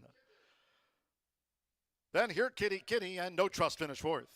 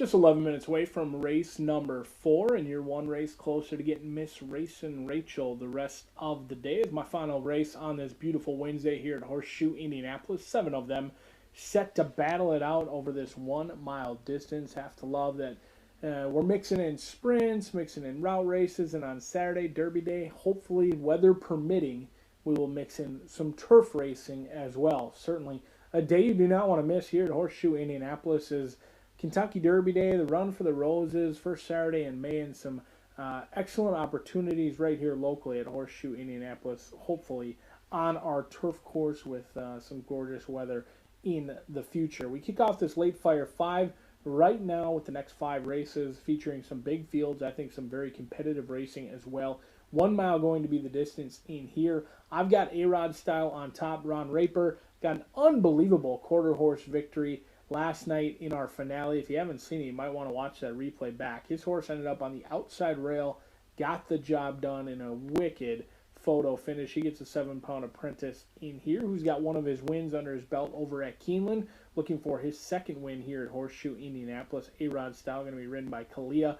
This is a horse who ran on our second week of racing, went off at a big price. Kind of an odd race as not everyone was set at the start of the race. Second start off of the layoff, stretching out for the first time. I think breeding would suggest that this horse can stretch out. Maybe got one under the belt last time, and I think ran a little bit better than it looks. Knee Deep Justice came back to run okay. Your third place finisher, Oil Man, came back to win rather easily yesterday, and I thought that A-Rod Style was finishing up okay in this race. Being by General A-Rod, you would think this horse could run all day. We'll see if Ron Raper can make it 2 in a row in here with A-Rod Style. We've touched on the outside, now we'll touch on the inside. And this horse has taken a ton of action in here. Save Valiente. Fernando de la Cruz looked for another winner. He was just aboard our winner in race number 3. This one, Save Valiente, is a first-time starter by Reddy's Image out of Pinking of You. What does that mean for you? Well, this is a horse who's a half to Forever Pink, who's a perfect 5 for 5 in the top 3, and is as consistent as they come. The workouts are consistent. In fact, bullet workout over at Churchill going 5 furlongs. I love to see a 5 furlong workout on a first-time starter, and then a good one breezing from the gate April 22nd. I think Save Valiente could be the real deal in here, and it looks like the money follows as well. After that, Cowboy Justice, a horse that I don't want to leave off my ticket for Gorham and Perez. Their horse last race was the beaten favorite at even money. You don't want to leave them out at 6-1. I'd much rather leave them off at even money than 6-1. Cowboy Justice, another horse who had to start under their. If you look last year, they debuted sprinting, didn't run a step. Then ran a very good second behind That's Life. Next out, going 2 turns. So that's been kind of the pattern. Get a race under the belt. They missed the break terribly last time out. Not concerned that they only beat one horse home and they were in second to last. I think that was always going to be a prep. Get it under their belt. Come back. Second off the layoff. 17% for Gorham. Let's take a look at this late fire 5. Now only 7 minutes away. As you can see on your screen, 1, 4, and 7 for me. We do stretch it out in races 5 and 6. I think races 5 and 6 are where the value will come in this sequence. We're going 1 mile optional claimers 1, 2, 6, and 8 in race number 5. That is a race that I believe looks to be wide open in here. Race number 6, we again are going to go searching for a price 4, 5, 7, 9, and 11. We've got some real long shots in that race, including Incredible Justice for Ray Paquette, who's been hot. He owns and trains the 11. Kalia going to be riding that one at 20-1. And Beautiful Temple looks like Lone Speed long gone in race number 6 to me. Race number 7, I'm going to use the Ray Paquette trainee along with Little Gin and Class in race number 7. I believe on paper that looks like a 2-horse race between Shauna Del Mar and Little Gin and Class, something we all probably need midway through the week. Little Gin and Class was a playback after battling all the way around with Pewter's Promise, and that was a tough defeat last time out. If you had that horse at 5-1, you can enjoy 3-5 in a few hours. The single will come in race number 8. Another horse who, the way the track was playing, didn't get a great setup, but it's Chisel, a ton of speed. Randy Klopp, Roman gets another win, I think, with the son of Mohaymen. The riders get in the leg up. They'll be at the gate as we kick off the 11.99% takeout straight fire 5. You can't win it if you're not in it. Good luck.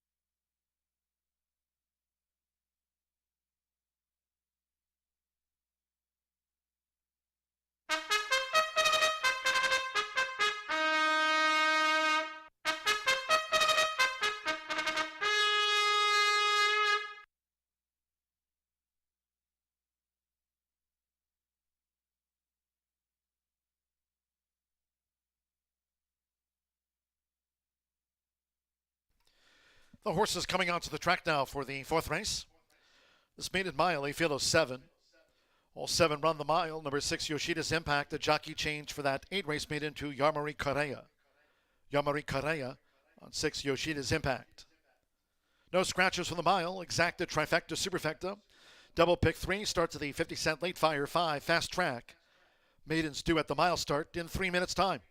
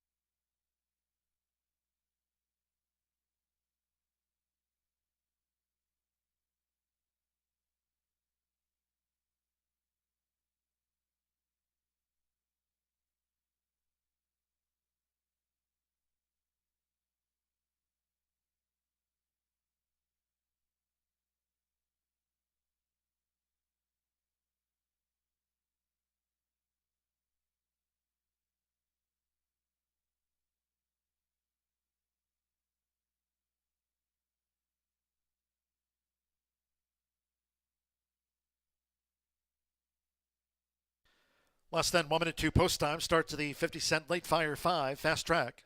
Less than 1 minute.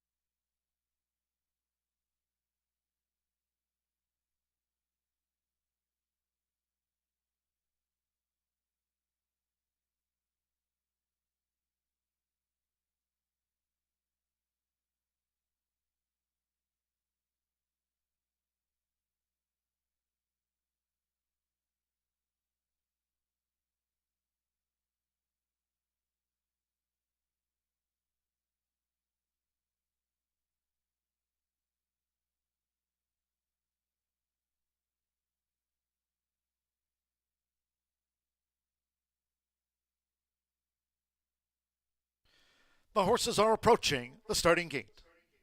Going down to the mile start.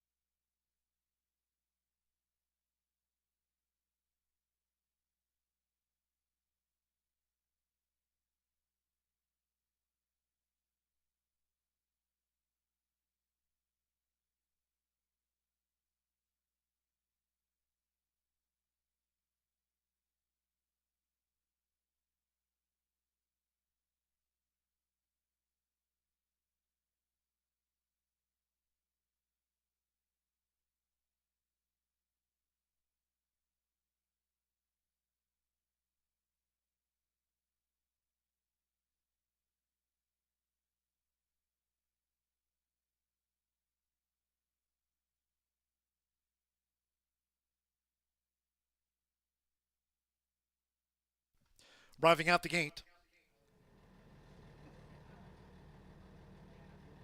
They're going in. Se Valiente, Fernando de la Cruz riding for a double. Eddie Perez with Cowboy Justice joins Se Valiente, loading for the maiden mile. Now Andre Zoloa with Captain's Best True 5. Hanalehi with Bigly Huge coming up. Se Valiente, the 3-5 favorite for the mile.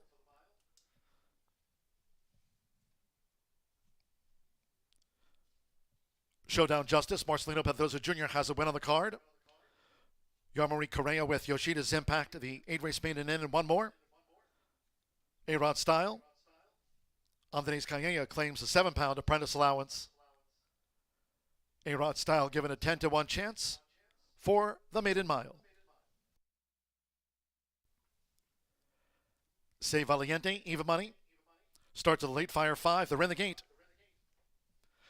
They're off. Racing 1 mile. Captain's Best broke sharp, along with Showdown Justice vying for the early lead. Bigly Huge and the first-time starter, Se Valiente, settles with the rail. A-Rod Style in the pink is wide, and they have 7 furlongs to run.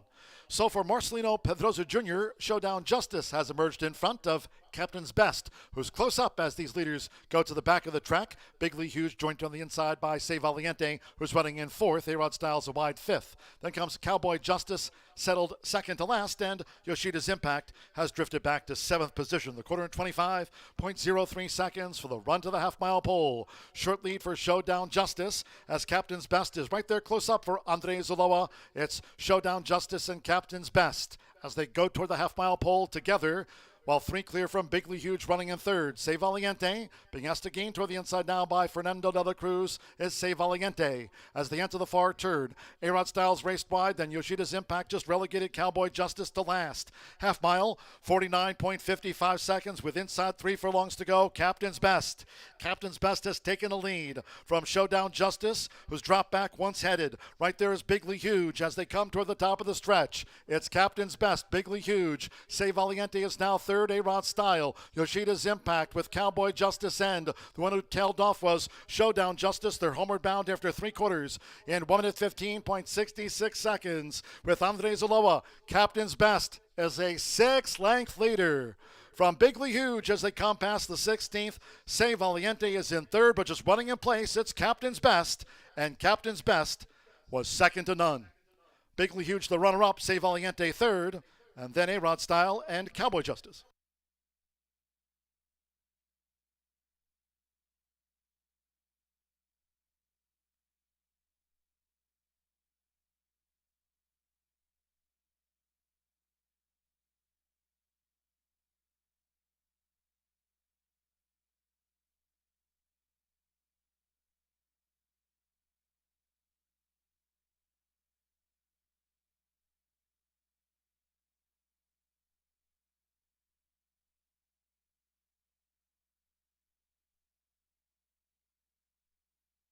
.142.44 after the maiden mile. 5-2-1, then a photo for fourth. 5, Captain's Best. 6-1 first. 2, Bigly Huge. At 29-1 odds was second. 1, Se Valiente. At 6-5, the favorite first-time starter third after the mile. Fourth, a photo. Hold all until official. Andres Aloha for Tim Eggleston, the son of Shagaf. Third time was the charm. At 6-1 for Captain's Best. Takes out the maiden.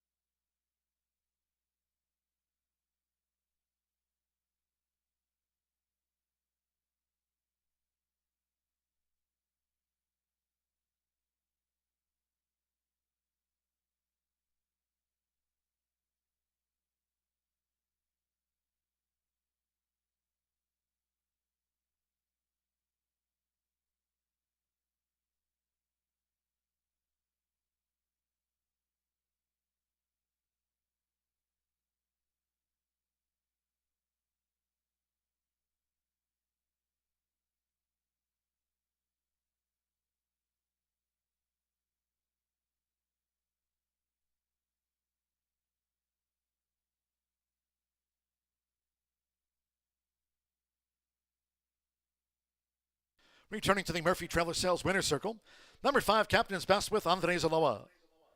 Captain's Best is a 3-year-old dark bay or brown gelding by Shagaf, out of Best Memories by Indy King, bred in Indiana by owner Randy Burkett and trained by Tim Eggleston. Horseshoe Indianapolis congratulates the winning connections. Captain's Best takes out the maiden mile. Number 7, A-Rod Style, finished fourth. 5-2-1-7.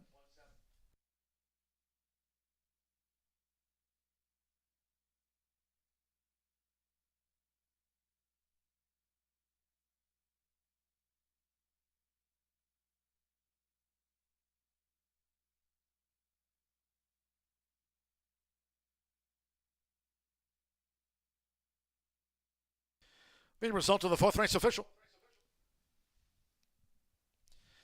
5-2 Exacta paid $223.80. 50-cent trifecta 5-2-1, $230.85. The 50-cent pick 3 covered races 2, 3, and 4. 7 with the 7 with Captain's Best the 5. Pick 3, $84.35. The 7-5 double paid $111.60 with A-Rod Style fourth. The 10-cent superfecta 5-2-1-7 returned $170.50. And the maiden mile, favorite, third. All 7 ran 142.44 seconds after the running of race 4. Race 5 is next on the docket, 19 minutes away from a mile. Scratch 4, Bloodline. And the 5, Friar Lawrence. Scratch the 4, number 5. 7, King Ice, a jockey change to Fernando de la Cruz. As a win on the card, Fernando de la Cruz rides number 7, the 5-time winner, King Ice. And the 2, Captivating Boy, the ownership, Tony and Angela Adams, James Michael Connors with an O, and Rick Rasmussen. That's a slight ownership correction spelling-wise for the 2, Captivating Boy. Scratch 4 and 5. Exacta, trifecta, superfecta, double pick 3 and start to the late pick 4 on a fast track. 4:26 post time. No live racing tomorrow nor on Friday. Next live race card here on Saturday. Hope you can join us for a live racing program, watch and wager on the $5 million 150th Kentucky Derby from Churchill Downs. Saturday's live card here kicks off at 10:45 a.m.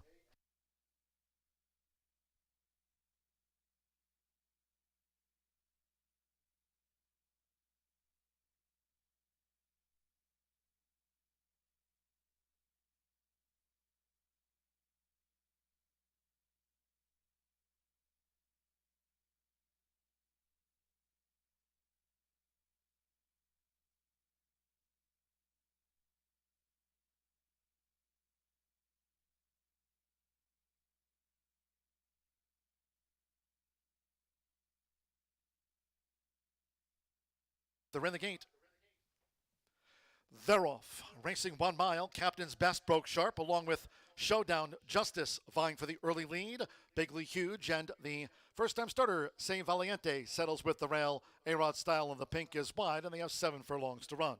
So for Marcelino Pedroza Jr., Showdown Justice has emerged in front of Captain's Best, who's close up as these leaders go to the back of the track. Bigly Huge joined on the inside by Se Valiente, who's running in fourth. A-Rod Styles a wide fifth. Then comes Cowboy Justice, settled second to last, and Yoshida's Impact has drifted back to seventh position. The quarter in 25.03 seconds for the run to the half-mile pole. Short lead for Showdown Justice as Captain's Best is right there close up for Andre Zaloa. It's Showdown Justice and Captain's Best as they go toward the half-mile pole together, while three clear from Bigly Huge running in third. Se Valiente being asked to gain toward the inside now by Fernando de la Cruz is Se Valiente. As they enter the far turn, A-Rod Styles raced wide, then Yoshida's Impact just relegated Cowboy Justice to last. Half mile, 49.55 seconds with inside 3 furlongs to go. Captain's Best.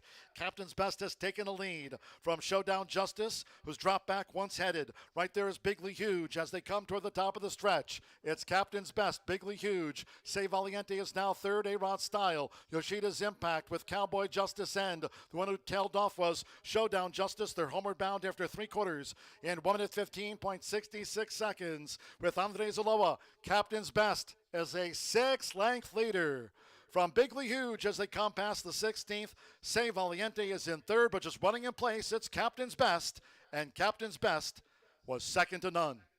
Bigly Huge the runner-up, Se Valiente third, and then A-Rod Style and Cowboy Justice.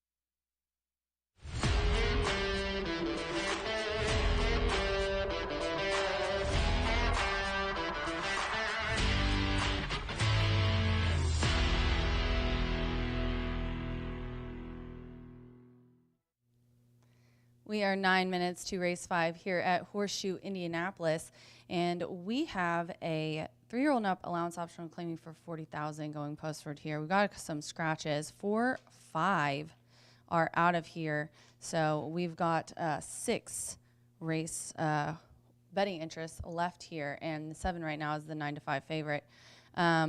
This is open, and it's a mile on the dirt here today.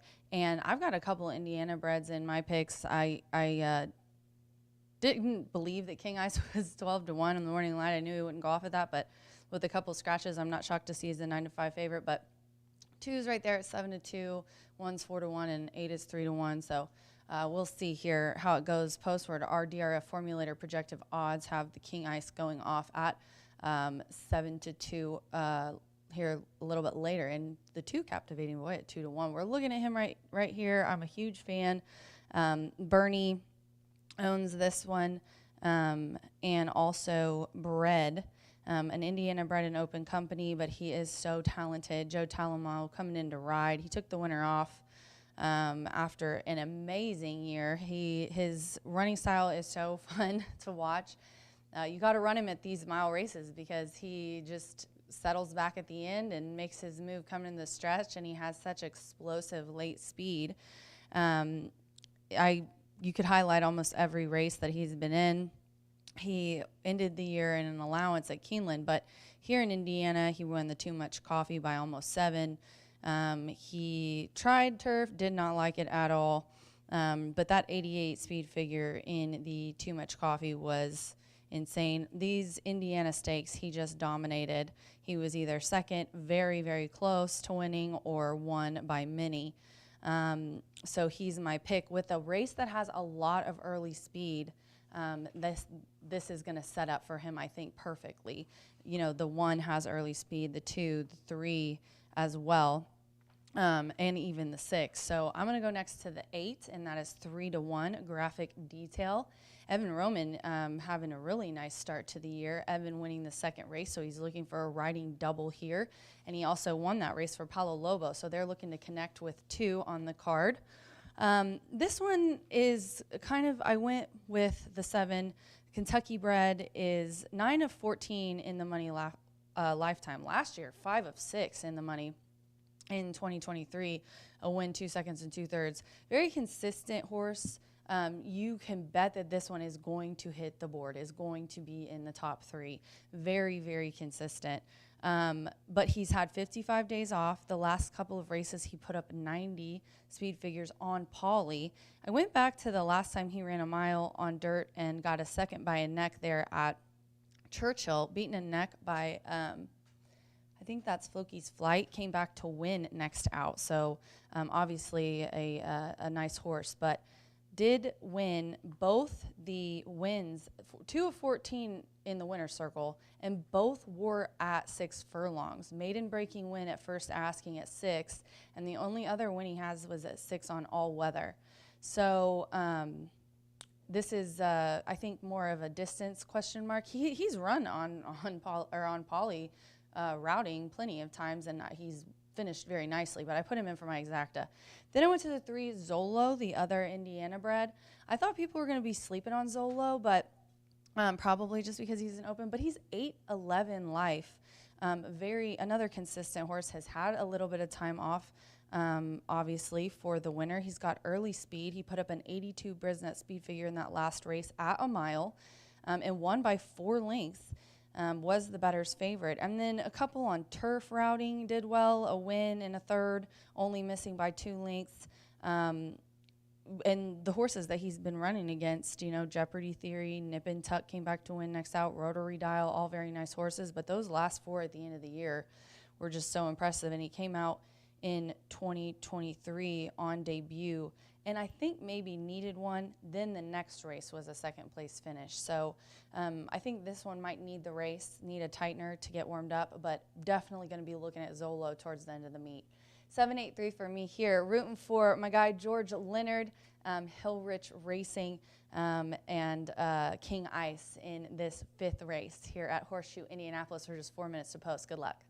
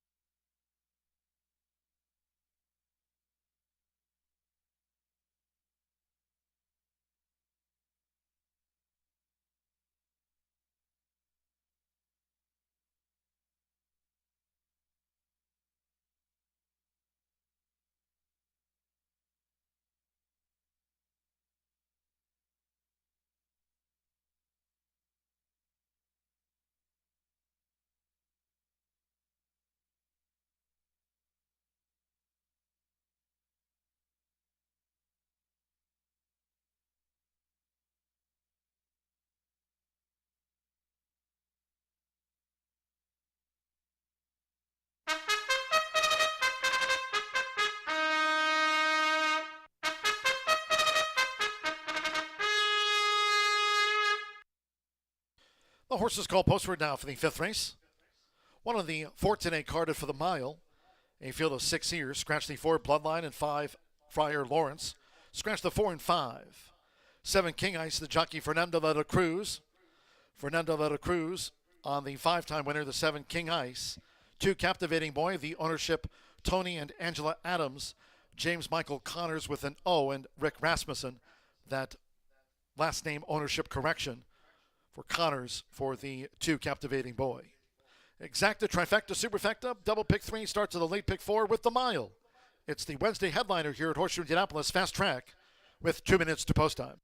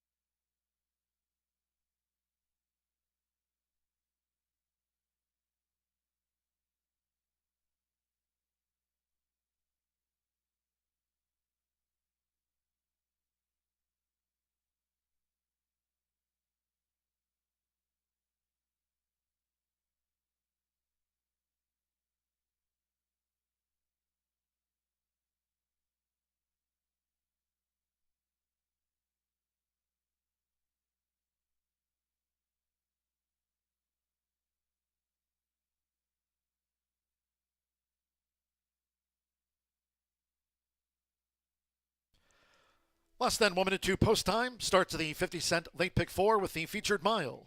Fast Track. Less than 1 minute.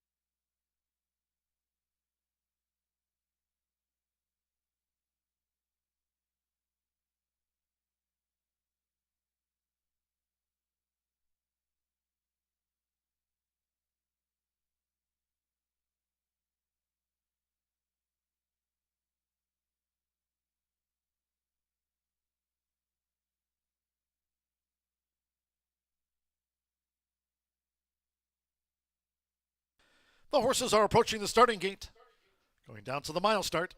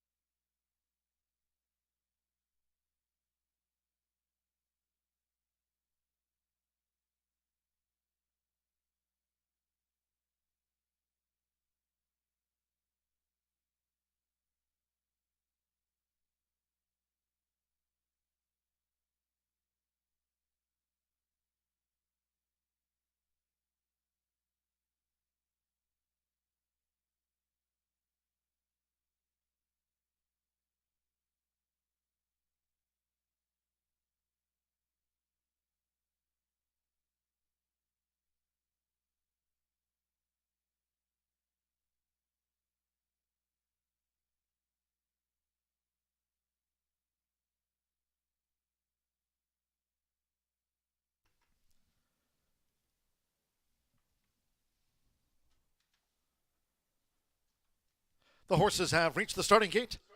It is now post time. They're going in. Nelson Avenue. Joseph Belmer claims the 7-pound apprentice allowance. There's Nelson Avenue in the royal blue. Now Adam Iskitsa, Captivating Boy, coming up. 9-5 favorite, Captivating Boy. 5-2 King Ice and 3-1 Graphic Detail. Captivating Boy has joined Nelson Avenue, loading for the mile. Orlando Mejica, first run of 2024 for Zolo. Given a 9-1 chance. Now Simi Bermudez with Midnight West.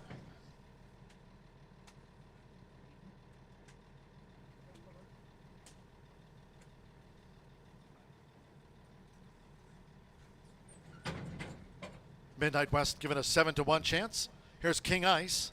Fernando de la Cruz has a win on the card. One more for the mile. Graphic Detail. Evan Roman won the second race mile for Polo Lobo and Larry Best. Captivating Boy now 2-1 favorite. It's the Wednesday feature. And they're off. Zolo, Captivating Boy. Midnight West is up close. Nelson Avenue in the Godolphin Blue with the rail as they enter the first turn. Graphic Detail and King Ice has drifted back to last with 7 furlongs to run. And for Adam Iskitsa, Captivating Boy to the early lead as they go to the back of the track. It's Captivating Boy who leads by a length and a half to Zolo. With on the outside, Midnight West. Zolo's now third between horses, and Nelson Avenue taken back and runs fourth with the rail. It's Captivating Boy who leads them for the run to the half-mile pole, with Graphic Detail running second to last and making his 4-year-old season a bow. King Ice trails the sextet. The quarter in 23.51 seconds. Captivating Boy leads the mile. Captivating Boy is in front of Midnight West. Nelson Avenue starts a bid. Zolo being shaken up for run in fourth, with Graphic Detail fifth on the far outside, 5 lengths off of Captivating Boy as they enter the far turn, and the trailer remains King Ice. The half mile for the front runner, Captivating Boy.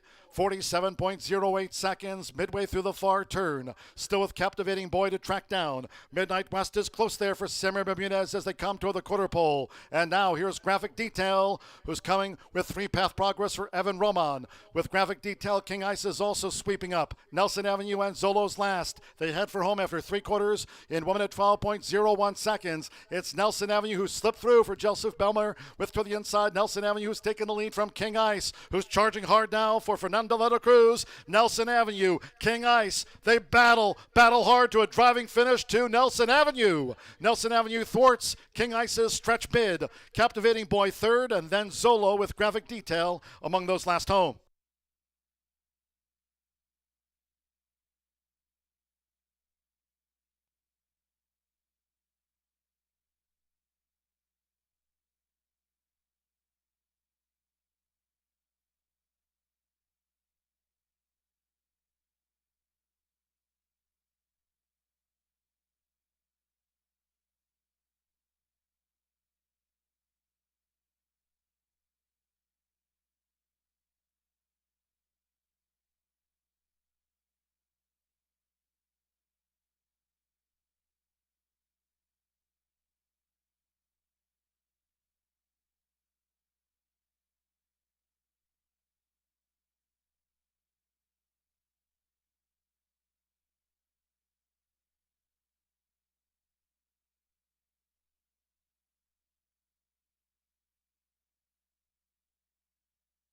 137.14 after the mile.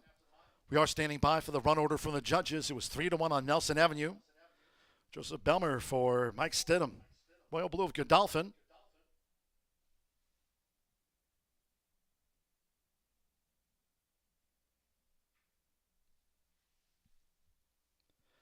Again, hold all tickets until official. We're standing by for the run order from the judges after race 5. 17261 Nelson Avenue. 3-1 confirmed first over 7 King Ice. 9-5 second, the 2 Captivating Boy. 5-2 third. And the 6 at 7-1 Midnight West was fourth. 1726 Nelson Avenue has beaten home King Ice, Captivating Boy, and Midnight West.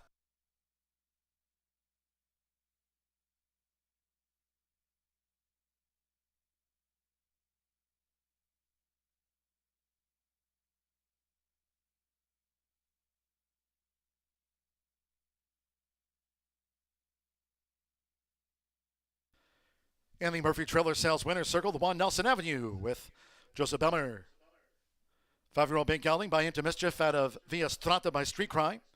Bred in Kentucky by Sheikh Mohammed Al Maktoum's Godolphin. Mike Stidham trains for Godolphin. Horseshoe Indianapolis congratulates the winning connections of Nelson Avenue.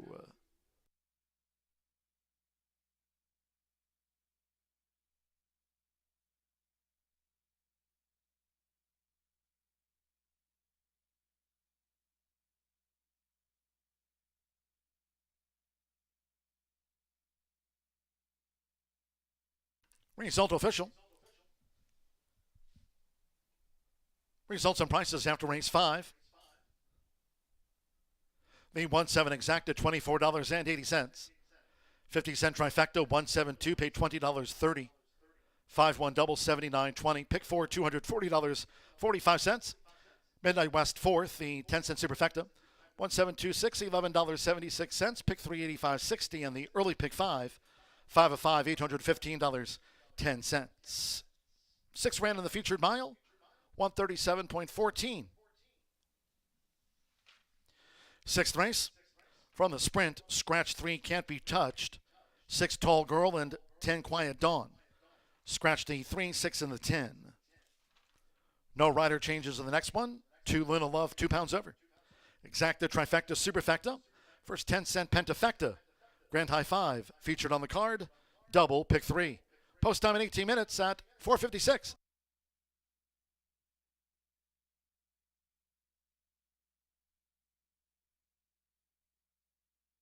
It's the Wednesday feature, and they're off.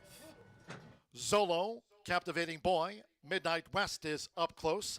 Nelson Avenue in the Godolphin Blue with the rail as they enter the first turn. Graphic Detail and King Ice has drifted back to last with 7 furlongs to run. And for Adam Beschizza, Captivating Boy to the early lead as they go to the back of the track. It's Captivating Boy who leads by a length and a half to Zolo. With on the outside, Midnight West. Zolo's now third between horses, and Nelson Avenue taken back and runs fourth with the rail. It's Captivating Boy who leads them for the run to the half-mile pole, with Graphic Detail running second to last and making his 4-year-old season about. King Ice trails the sextet. The quarter in 23.51 seconds. Captivating Boy leads the mile. Captivating Boy is in front of Midnight West. Nelson Avenue starts a bid. Zolo being shaken up for run in fourth, with Graphic Detail fifth on the far outside, 5 lengths off of Captivating Boy as they enter the far turn, and the trailer remains King Ice. The half mile for the front runner, Captivating Boy.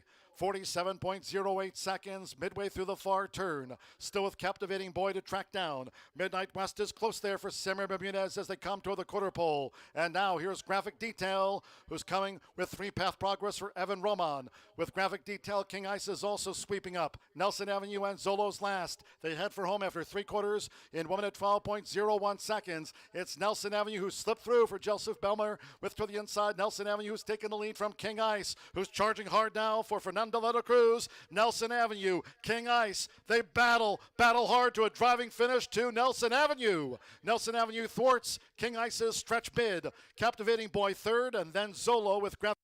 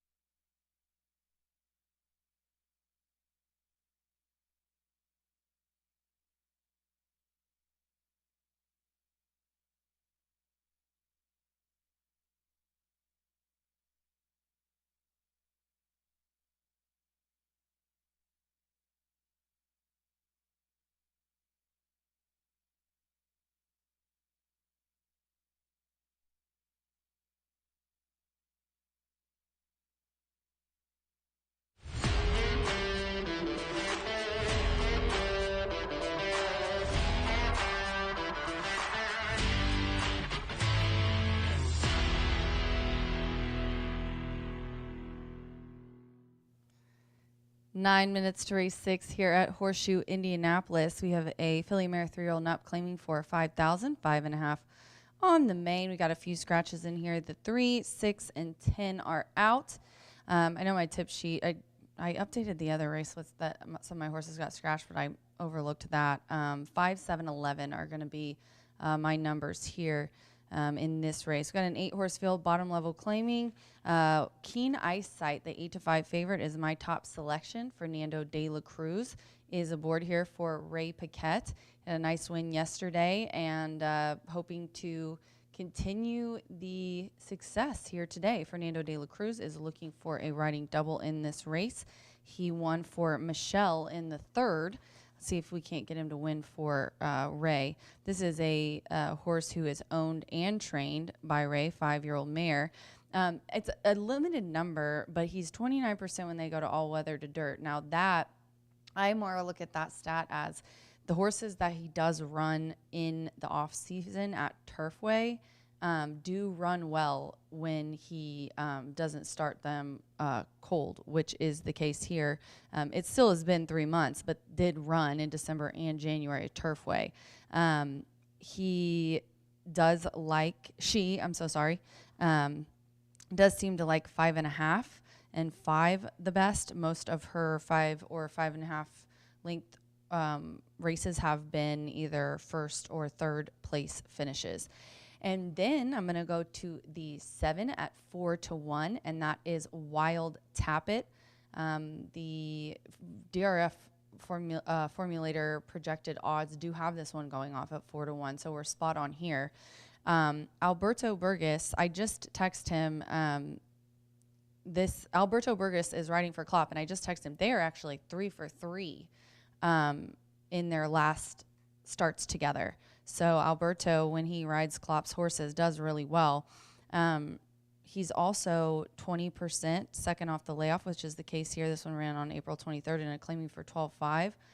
And also, Klopp is 24% in claiming ranks. This one's dropping down from a claiming for 12.5 to the bottom level claiming. And I went back to the last time, not the last time, but the highest speed figure at the distance of 77. That was back last August. And then I am going to go to the 11. This one's 21-1, Incredible Justice. So I've got Ray, both Ray's horses in here running really well. This one, Andres Calleja, is aboard, and Ray owns and trains this one. It's been off for 5 months, hasn't run, but I do think this one's going to get a cut of it because might need a tightener, but the last time that she ran at 5.5, that was her last win. So she likes the distance. Her last 3 races were all at 6 furlongs, but 5.5, she has a second beaten only ahead in June, and then her last win was in September. So whenever she runs 5.5, she shows up. So 24-1, I wouldn't discount her in your exotics. 5, 7, 11 here in race 6 at Horseshoe Indianapolis. Good luck.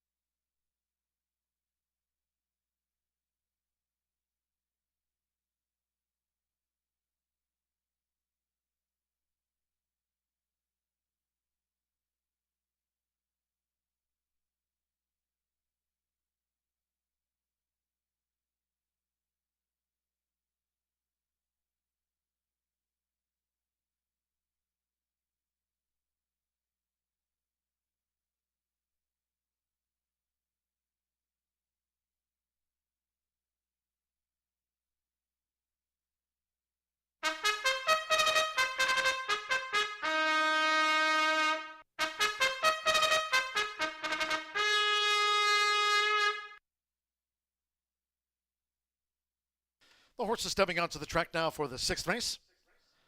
The filly and mare sprint at 5.5 furlongs, a field of 8. Scratch 3, Can't Be Touched. 6, Tall Girl, and take out the 10, Quiet Dawn. Scratch 3, 6, and number 10.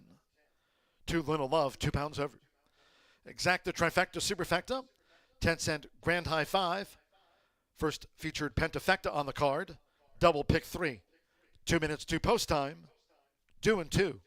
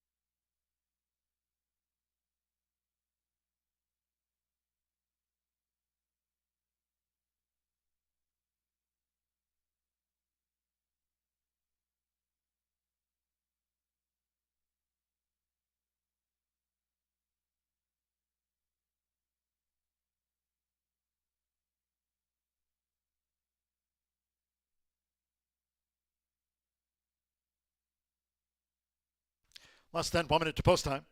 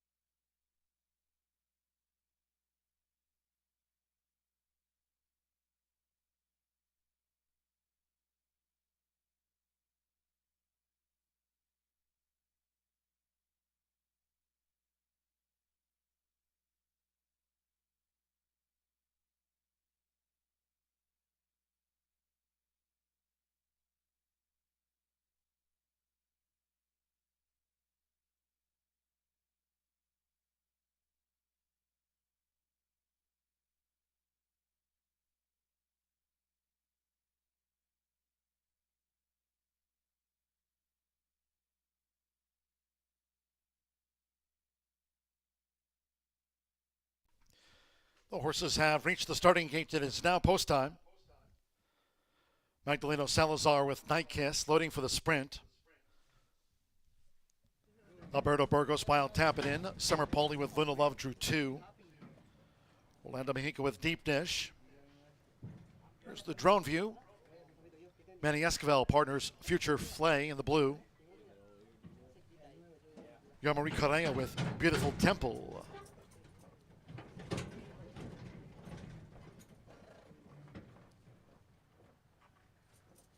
A couple of them back. Both are Rain Pack at the third. Fernando de la Cruz with Keen Ice Sight. At 5.5 furlongs standby. One more. Incredible Justice. Andres Calleja claims a 7-pound apprentice allowance. Keen Ice Sight, the 4-5 favorite. Incredible Justice given a 22-1 chance. All in line. And they're off. Fast start for Beautiful Temple, who rockets away. Deep Dish in the blue cap. Incredible Justice with Keen Eyesight following in between horses. Toward the inside is Future Flay for the run to the half-mile pole. And with the rail, Luna Love as they head toward the far turn. Incredible Justice sprinted back. Then toward the inside is Night Kiss and Wild Tap It trails. They enter the far turn, and it's Beautiful Temple who just leads for Yamari Correa.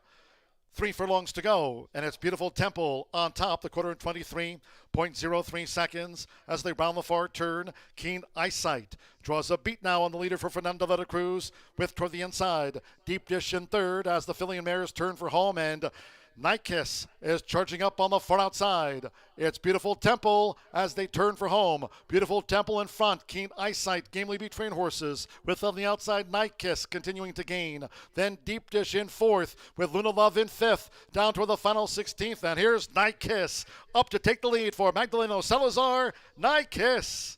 Night Kiss pulls away to best Keen Eyesight by 2.5. Beautiful Temple third, and fourth the photo between Wild Tempet, who dived out at the finish with Luna Love.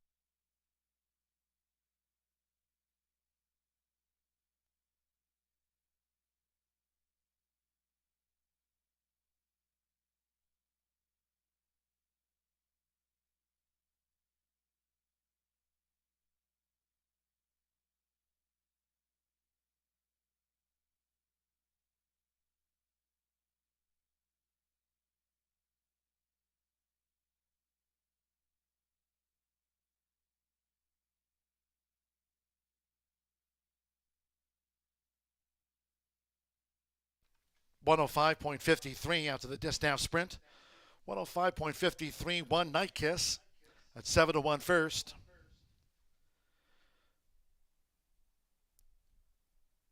5 Keen Eyesight was at 1-2. 9 Beautiful Temple at 10-1, and it's closer for fourth. Fourth and the Pentafecta on the bob. Hold all until official. Night Kiss takes it out. Midnight Loot filly, Magdaleno Salazar. First to the meet here for Tomas Medina. 7-1 on Night Kiss.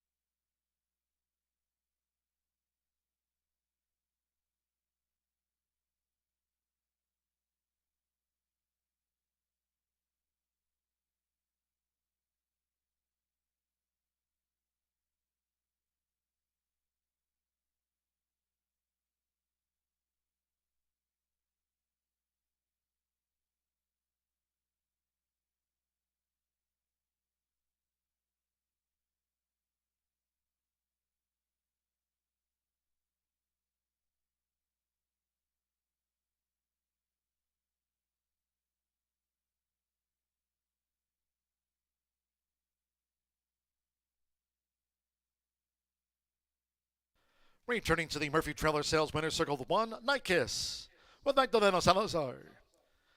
Night Kiss is a 4-year-old dark bay brown filly by Midnight Loot out of Dignity by Macho Uno. Bred in Kentucky by Bon Chance Farm LLC. Tomas Medina trains for Blanca Salazar. Horseshoe Indianapolis congratulates the winning connections of Night Kiss. Was 7-1. The judges have posted number 5, Keen Ice Sight. 1-2 favorite second, 9 Beautiful Temple.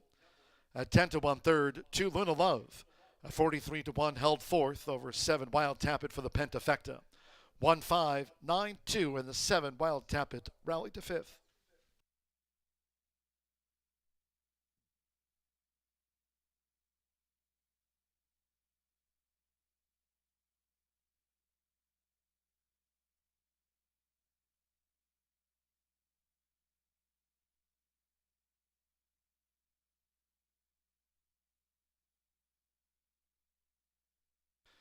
Result of the 6th race official.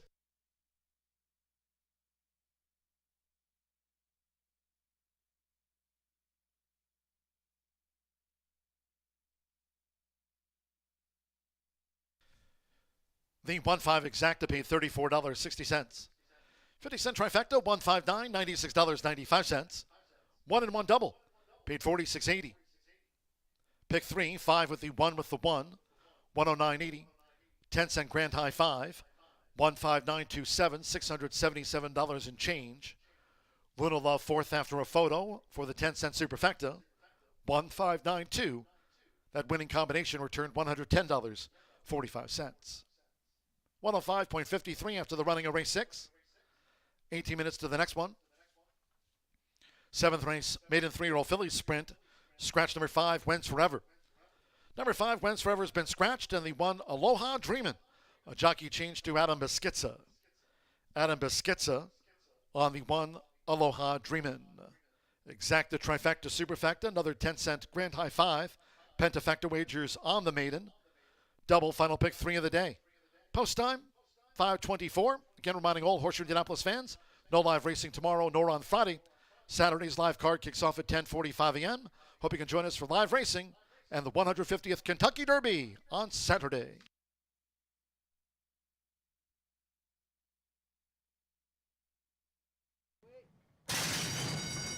And they're off. Fast start for Beautiful Temple, who rockets away.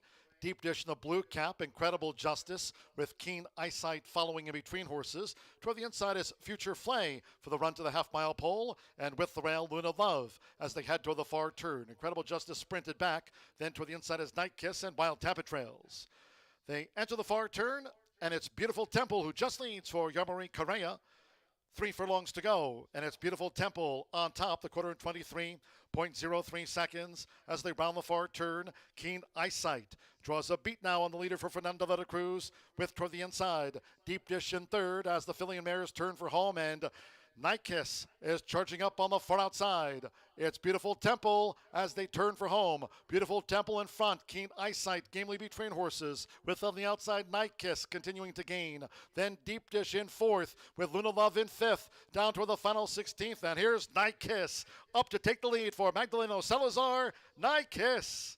Night Kiss pulls away to best Keen Eyesight by 2.5. Beautiful Temple third, and fourth the photo between Wild Tempet, who dived out at the finish with Luna Love.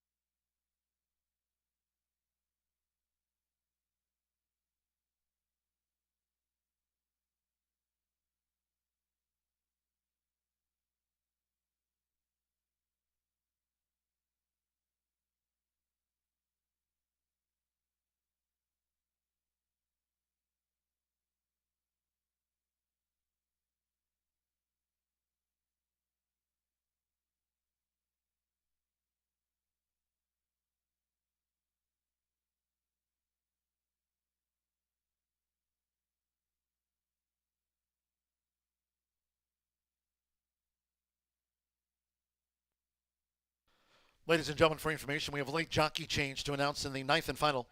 That quarter horse allowance over the 350 in the ninth race. Number 1 AP Miss Luna's Tide will now be ridden by L.D. Martinez at 5 pounds. To the listed program weight, Danny Martinez will ride the 1 AP Miss Luna's Tide in the ninth at 5 over.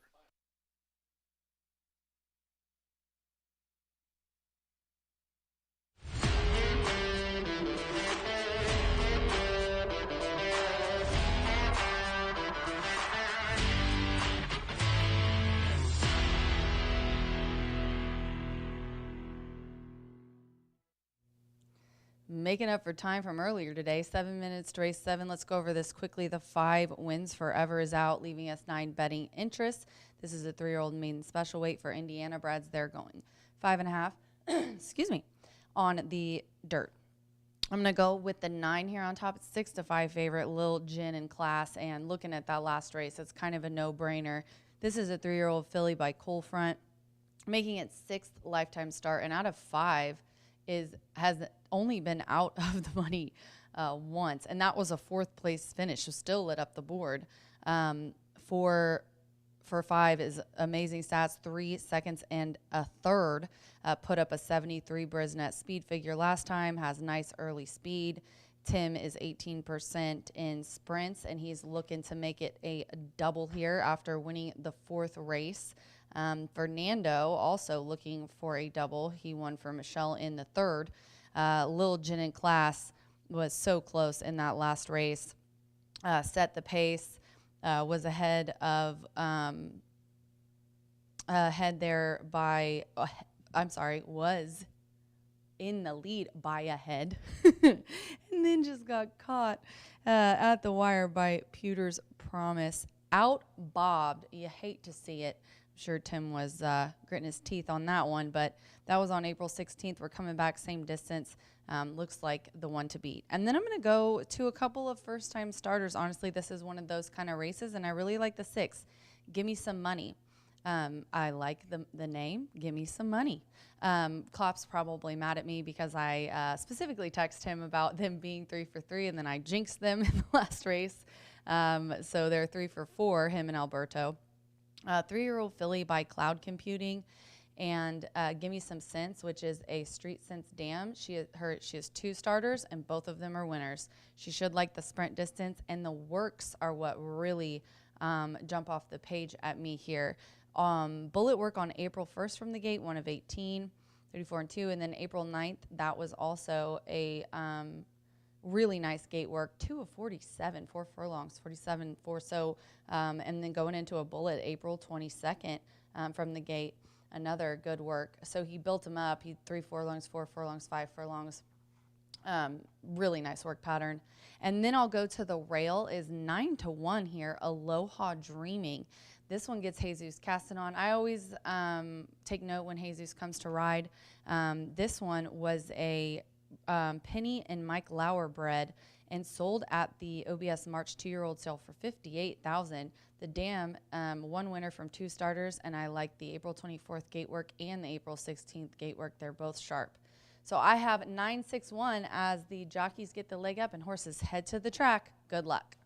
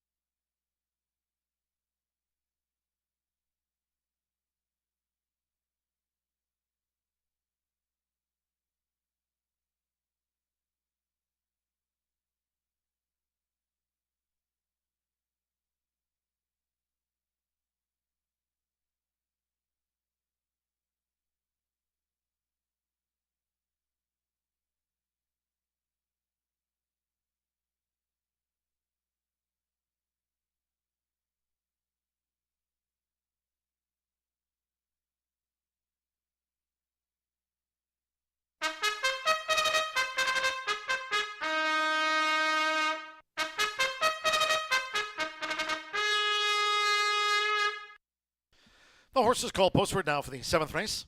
Stepping on for this maiden 3-year-old filly sprint at 5.5 furlongs, a field of 9. Number 5, Wentz Forever, has been scratched. Scratch number 5, Wentz Forever.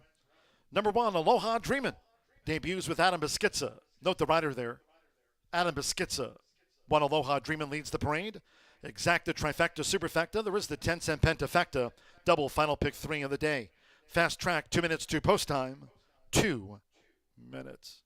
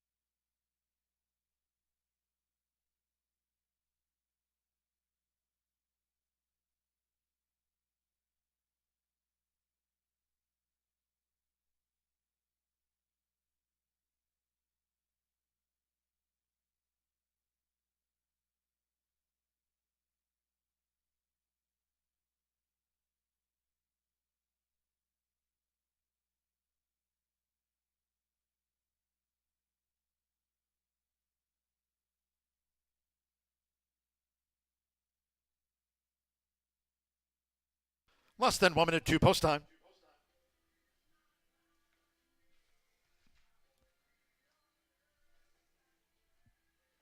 The horses are approaching the starting gate. Going to the 5.5 furlong start for the maiden.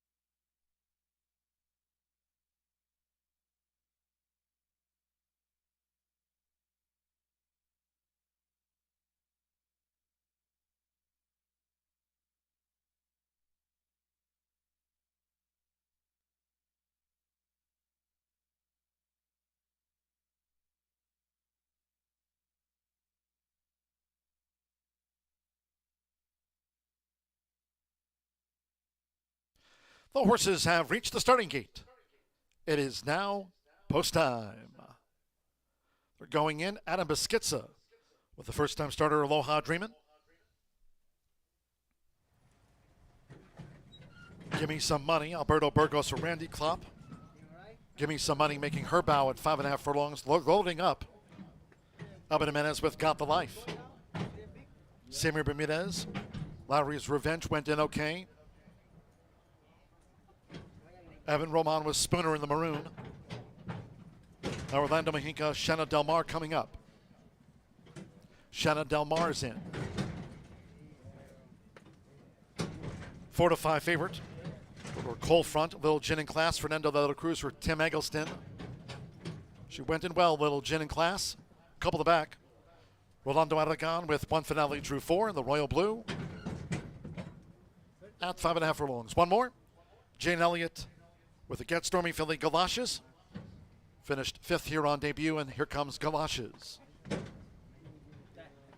Little Gin and Class now the 3 to 5 favorite. Galoshes facing up to the gate at 16 to 1.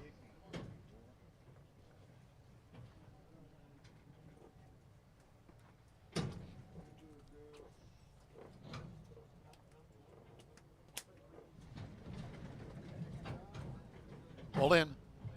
Ready.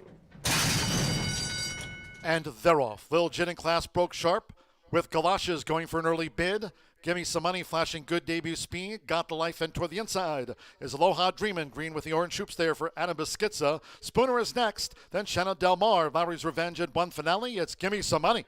Give Me Some Money powered through for Alberto Burgos to take the lead past the half-mile pole from a close-up Little Gin and Class, who's right there after a sharp start with Aloha Dreamin' in third and on the outside. As they round the far turn, Galoshes running in fourth. The quarter was 22.15 seconds. Fast pace on. It's a break of 6 more to Spooner, who's wide. Then to the inside is One Finale, who's looking to gain. Comes through inside of Got This Life. We draw back to Chanel Del Mar, and finally Lowry's Revenge. As these maiden 3-year-old fillies turn for home, it's Lil Gin and Class with a sweep. Has taken the lead from Give Me Some Money down toward the final furlong, with Aloha Dreamin' now switched out as Give Me Some Money continues to drop back. And then comes Galoshes, One Finale looking to run on, but it's Lil Gin and Class with Fernando de la Cruz, the daughter of Cold Front. Lil Gin and Class has scored the winning run by 3. Aloha Dreamin' was second, 10 lengths away. Shanna Del Mar gained third, then Galoshes, Give Me Some Money, One Finale, Spooner.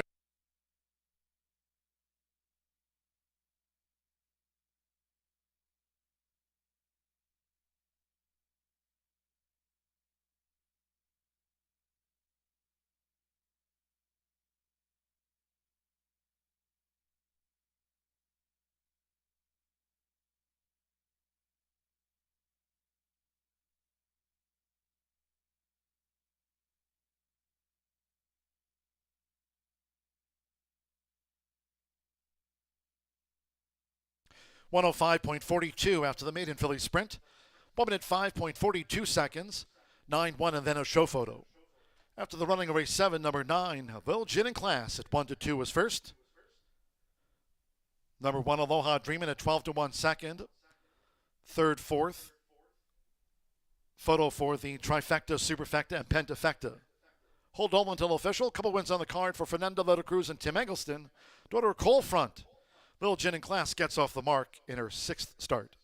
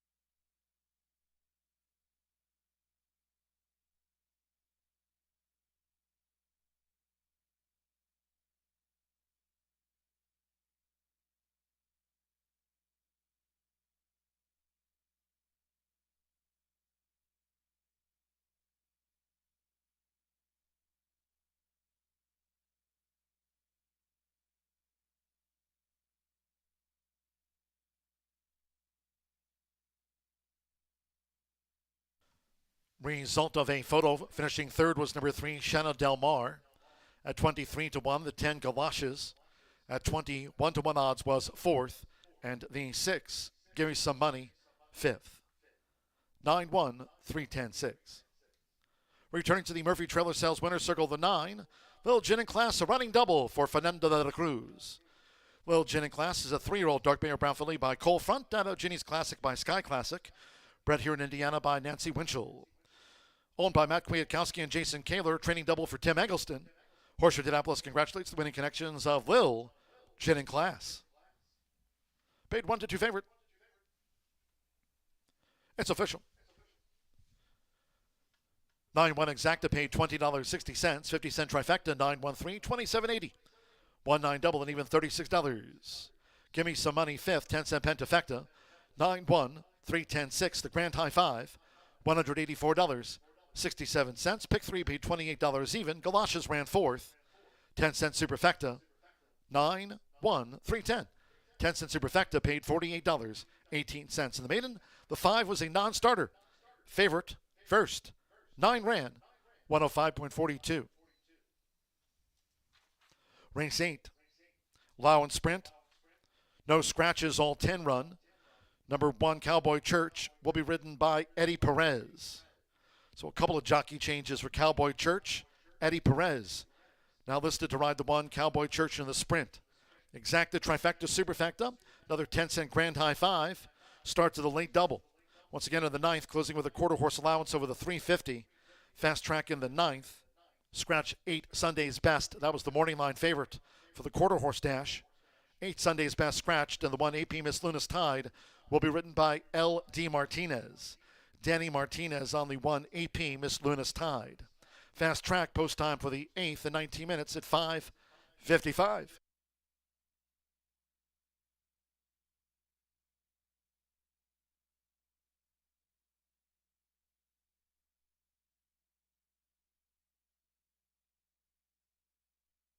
Ready.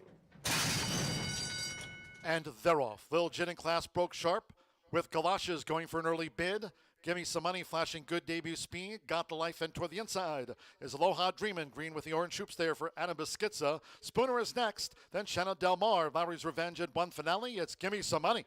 Give Me Some Money powered through for Alberto Burgos to take the lead past the half-mile pole from a close-up Lil Jen in Class, who's right there after a sharp start with Aloha Dreamin' in 3rd and on the outside.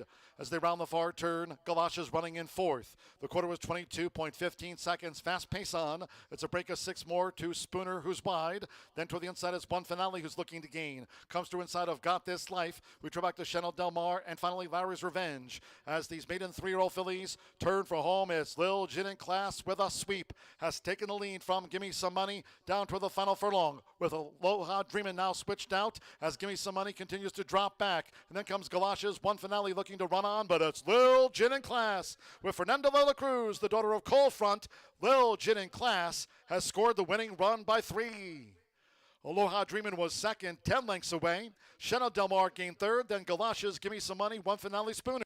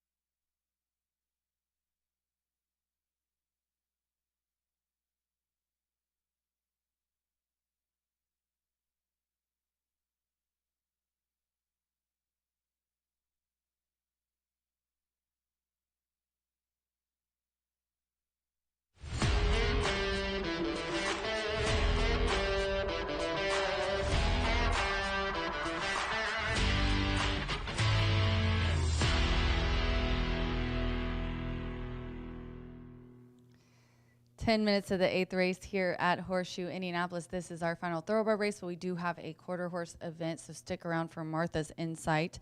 Fernando de la Cruz winning that last race and ending up with a double, one for Michelle and one for Tim Eggleston. Tim having a training double today on the card. This race is an Indiana bred 3-year-old and up allowance, and they are going 6 furlongs on the fast main track. We've got 10 betting interests in here, and I went 2, 4, 6. The 2 is the 5-2 favorite, Gervin City Limits. Marcelino Pedroza won the opener today. He's looking to close it out with a win. Start the day and end the day.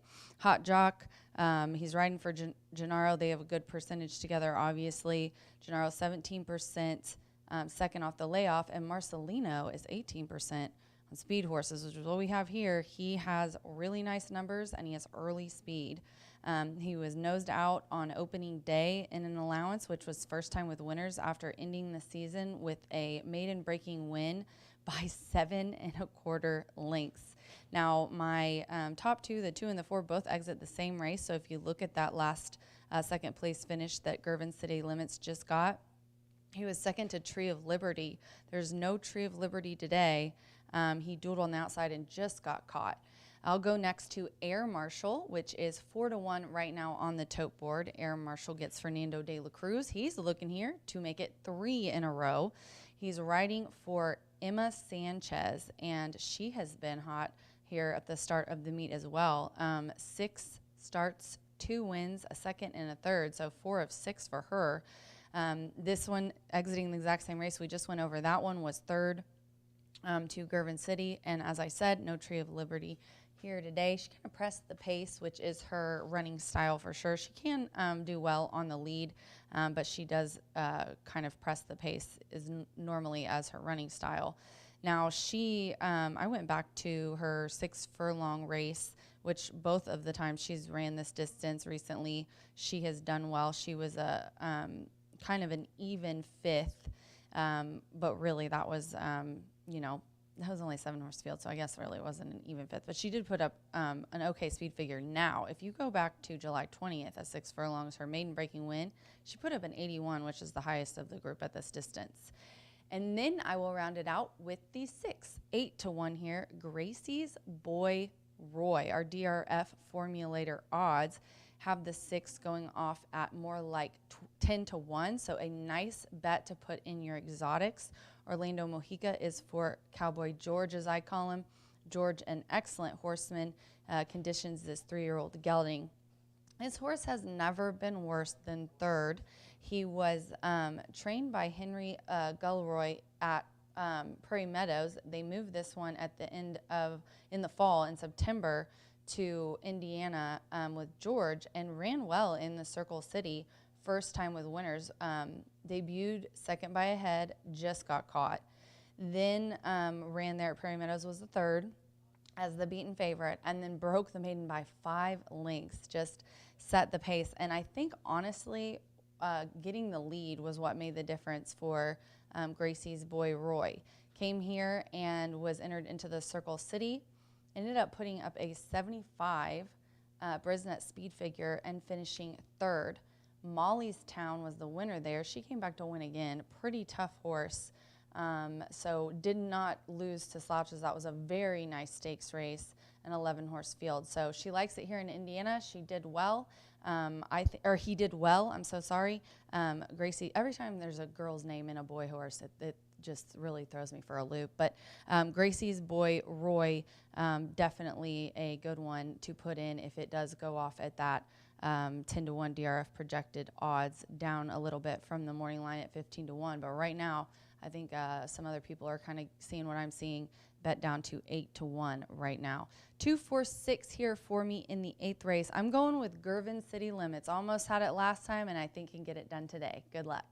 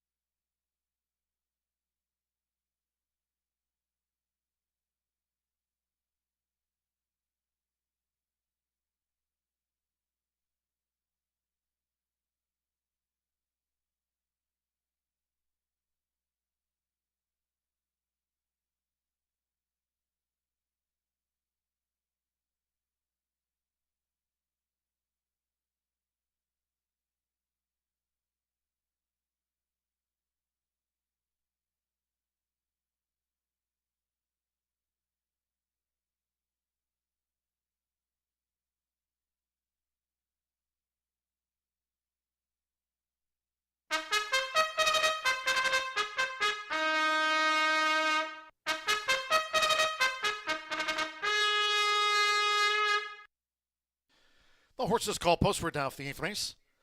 This state-bred sprint, a field of 10. No scratches. Number 1, Cowboy Church, a change of jockey to Eddie Perez. Eddie Perez on 1, Cowboy Church leads the parade. Exacta, trifecta, superfecta. 10-cent pentafecta here on the state-bred sprint and starts with a late double. 9th race, closing the card with a quarter-horse allowance over the 350. Fast track, no wind. In the 9th, scratch 8 Sunday's Best. That was the morning line favorite. Scratch 8 Sunday's Best. 1 AP Miss Luna's Tide. The jockey L.D. Martinez.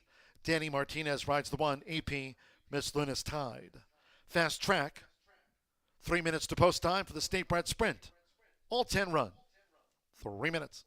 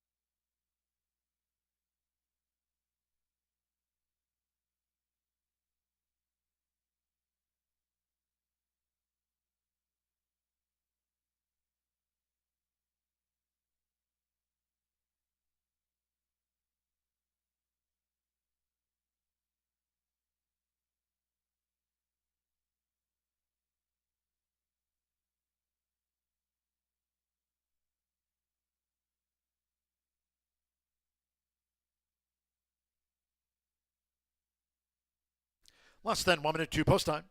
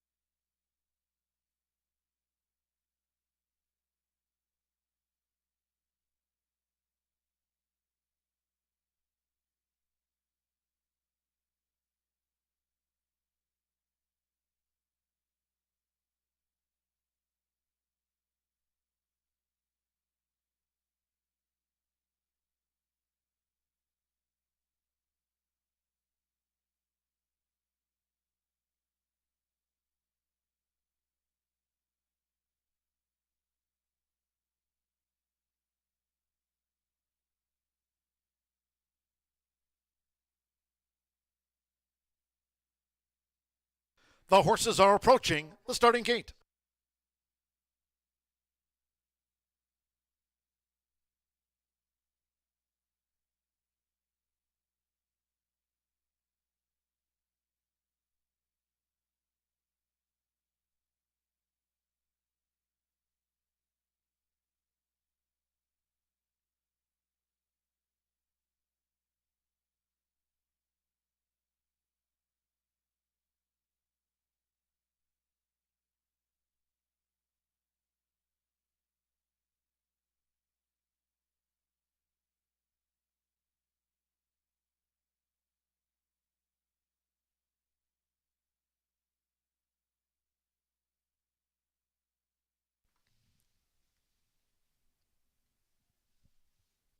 Arriving at the gate.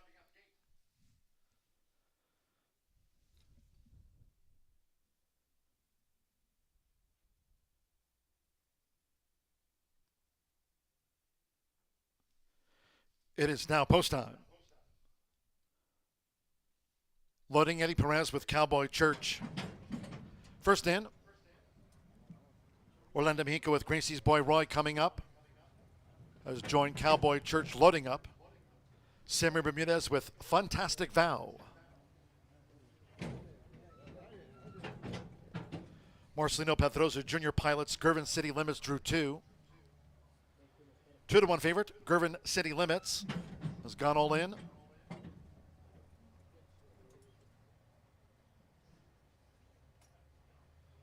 Evan Roman with Chisel. There's the gray Chisel. Alberto Burgos with Monumental Justice. Air Marshal Fernando de la Cruz riding for a hat trick of wins. German Telaza with Rodeo Zone drew 9. 2 more. Josh Morellas with Outwork'em, yellow with the gray blocks. At 6 furlongs. 1 more. Manny Esquivel with Looney. The starter to his spot. They're in the game. And they're off. Rodeo Zone broke sharp. Monumental Justice. And there's Gervin City Limits. Air Marshal Fantastic Vow. They're up close. It's Gervin City Limits. To the lead for Marcelino Pedrosa Jr. Gervin City Limits narrowly leads. Fantastic Vow pressing hard.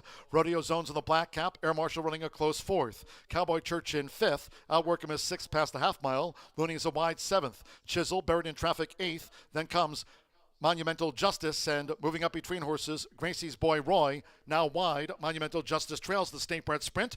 The quarter was rattled past in 22.06 seconds with inside 3 furlongs to go.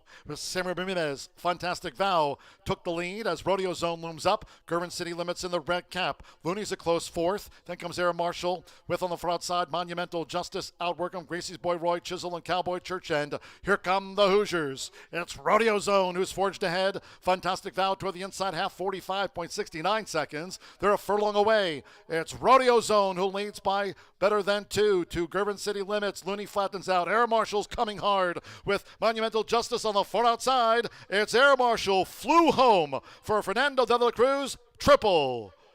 Track down Rodeo Zone. Then Monumental Justice with Gervin City Limits, Looney, Chisel, Fantastic Vow, Outwork'em, Gracie's Boy Roy. We trail back to Cowboy Church.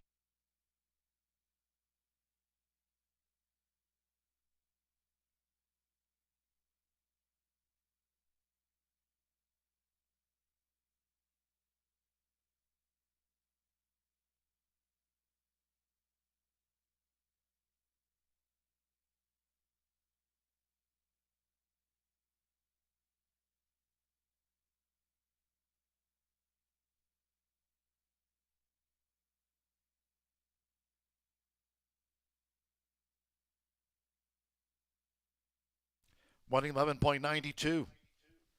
State Bred Sprint. 4 Air Marshal.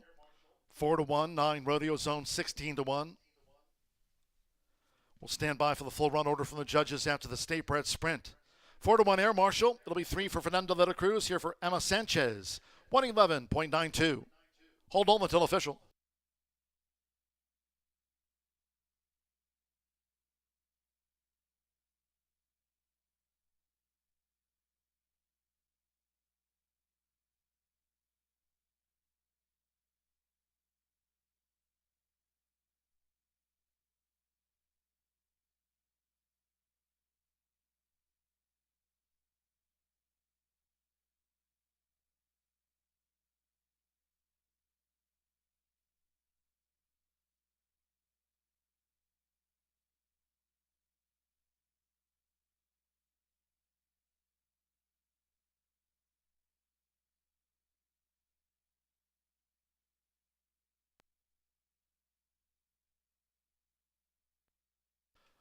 4-9, 8-2, 10 runs, fifth. The judges now have posted the unofficial run order to race 8, number 4, Air Marshal. 4-1 first, 9, Rodeo Zone. 16-1 second, 8, Monumental Justice at 5-1 third. 2, Gervin City Limits at 2-1 fourth, and 10, Looney for the Pentafecta. 4-9, 8-2, Looney fifth.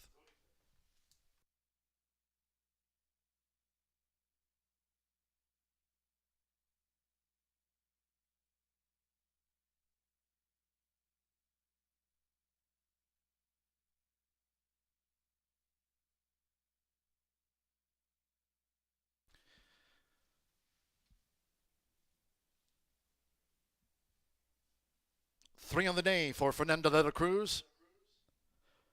Now a winner of 2,473 career races. Here's the 4. In the Murphy Trailer Sales Winner's Circle, Air Marshal. 3 for Fernando.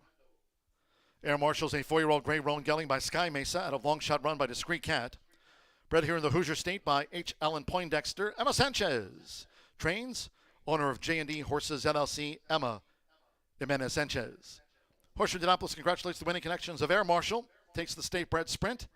Paid 4-1. It's official.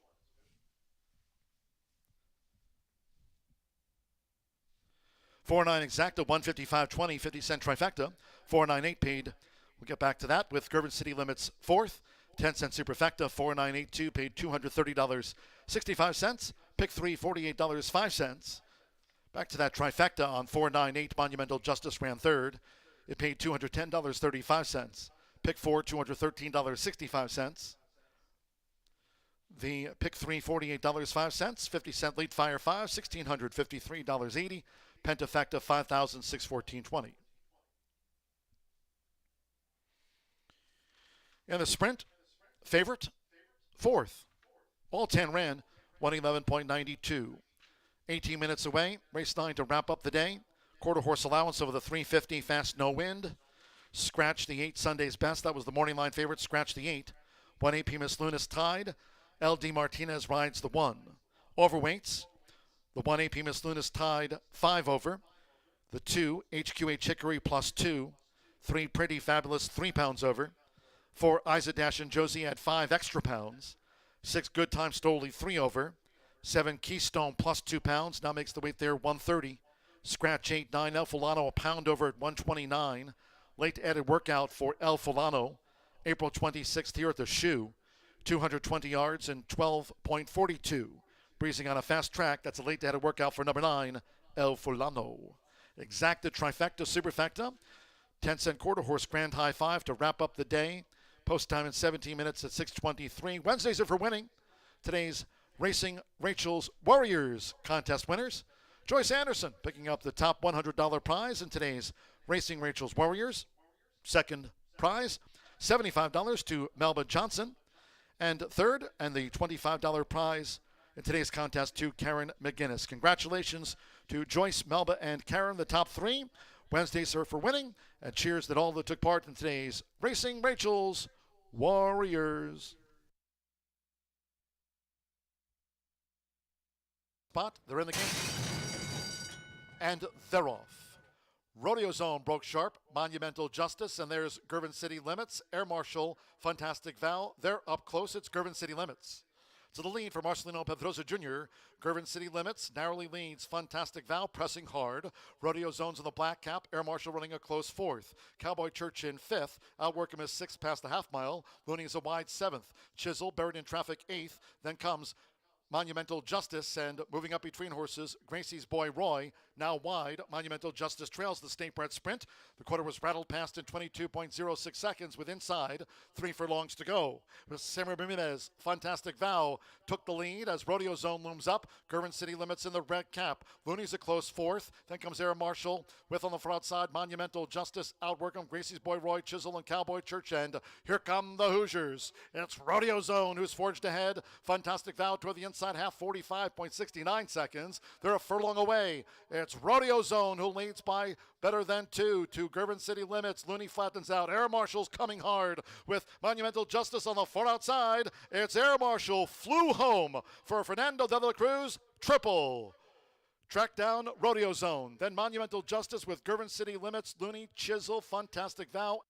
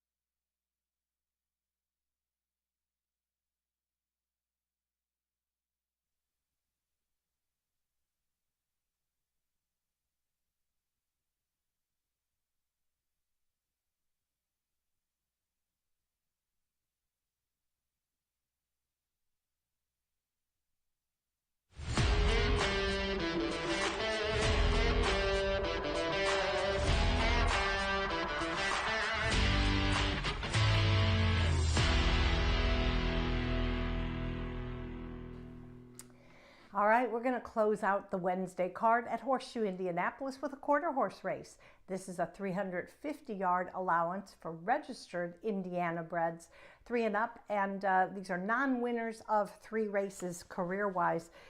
We do have one scratch, that's number 8, Sunday's Best, but we have a nice field to see who's going to win one more allowance and hopefully move up to the stakes level here as the season continues. All right, I'm going to begin with number 3, and that's Pretty Fabulous. Had a very solid 2-year-old season here last year, qualifying for the $140,000 Jaguar Rocket Futurity and then winning the consolation. It was a $30,000 purse for the richest futurity we hold here, the Miss Roxy Little Futurity. That happened on October 28th. Trainer Tony Cunningham sent this son of one fabulous eagle to Sandy Ridge at the Red Mile. That's that Kentucky track that's been running 2 years in a row. Right before our meet, seems to really tune up these horses nicely when they make their Indiana debut.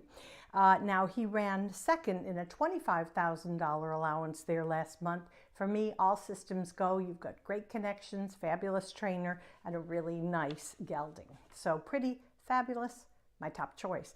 We'll go next to number 4, and that's Isa Dashing Josie. Tim Eggleston trains this filly. She had a sharp bullet work last month, which I liked, sparked my interest. Sired by Dash Master Jess. She won her trial for the leader of the class sale futurity last year, and that was in commanding fashion, but then who does she face in the final? Her stablemate and 3-time futurity champion, Red-Headed Beach. As I said last year in my paddock previews, losing to Red-Headed Beach, you cannot have any shame in that because she really set records the entire meet. Fabulous, fabulous filly. Oh, and by the way, she'll be here, according to our friend Tammy Knox. Tammy says Tim Eggleston told her she'll be running in the trials for the Harley Green Derby, and that is going to happen on Thursday, May 16th. So stay tuned for that. You will love seeing her back in action. All right, let's go next to number 5, and that's Beach Dreamer. This is a 3-year-old son of top Indiana stallion Escondido Beach. Doesn't have the earnings that some of these in the field do, but ran second to my top pick last October. And then if we're going to talk about some underrated trainers that don't have as many horses as Eggleston or Cunningham, got to mention trainer Guadalupe Arevalo. He's already won 2 races this meet, and his go-to jockey, Fernando Morin, is also off to a good start. I'll round out my top 4 with number 7, Keystone. Won 2 races last fall for owner-trainer Jesse Vasquez, and then posted 2 very nice works here, one in February, one in March, to get his season going. He's a son of Brimstone. He's going to be ridden by last year's top jockey, and that's Giovanni Vasquez Gomez. So I'm going 3, 4, 5, 7 in our finale. If you want one more horse to add to your pentafecta, our 10-cent quarter horse pentafecta, consider number 1, AP Miss Luna's Tide. She qualified for the Miss Roxy, and I think might be a little bit under bet in our finale. All right, 3, 4, 5, 7 for me, and then don't forget, we'll be back Saturday for huge Kentucky Derby Day. We've got 9 thoroughbred races, 2 quarter horse races. Get started at 10:45 a.m.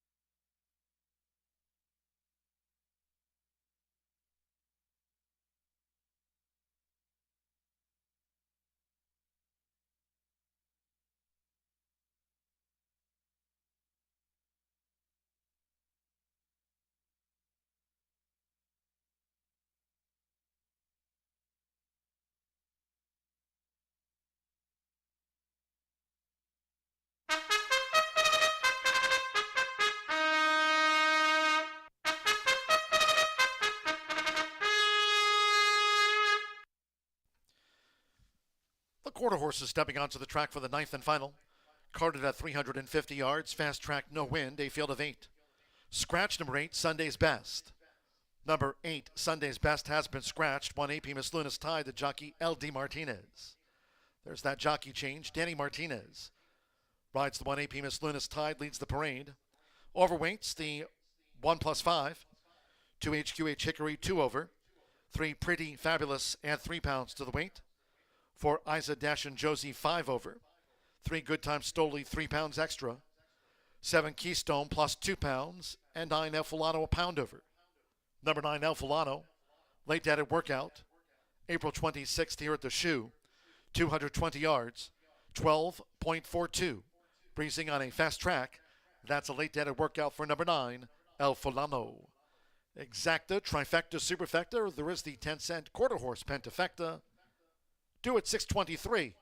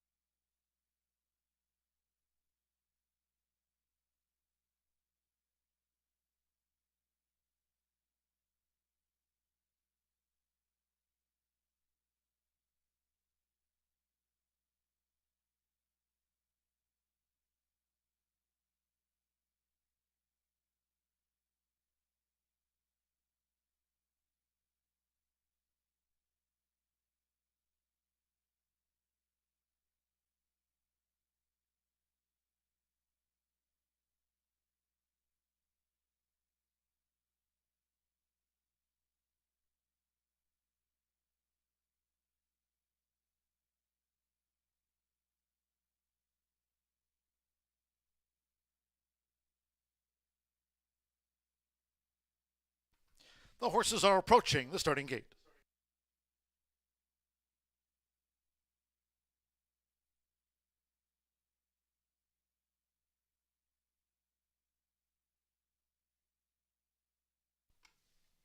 Arriving at the gate, it is now post time. Good Time Stoley uses the flipping halter. First to load up is Good Time Stoley. And there he is. Keystone next door has joined Good Time Stoley. Like Good Time Stoley and Keystone, Alfilano uses the flipping halter. Alfilano up to that outside gate.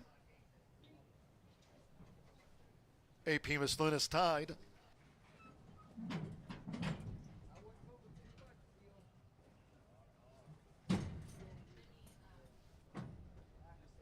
Danny Martinez and AP Miss Luna's tied to the rail draw. HQH Hickory coming up, drew 2.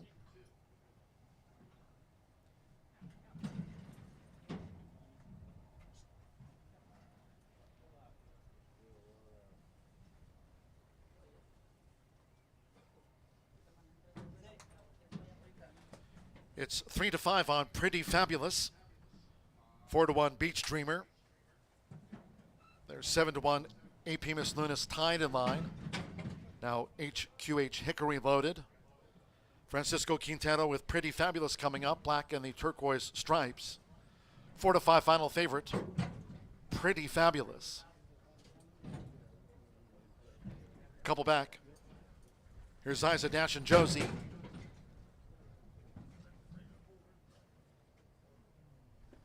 One more, Fernando Morin with Beach Dreamer. Good Time Stoley was first in. 350 yards, fast track, no wind.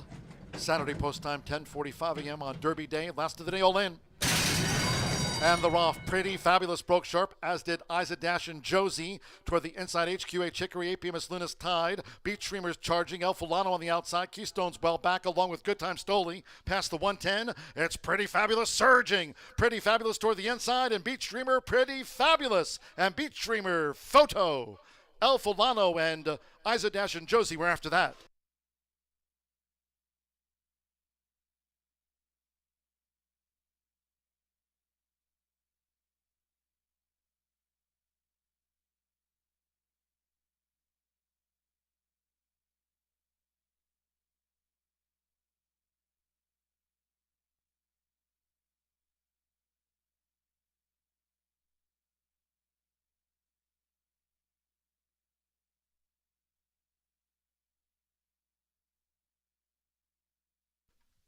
Photo after the final dash of the day. Here's another look. Win photograph. Here it is. Hold all tickets.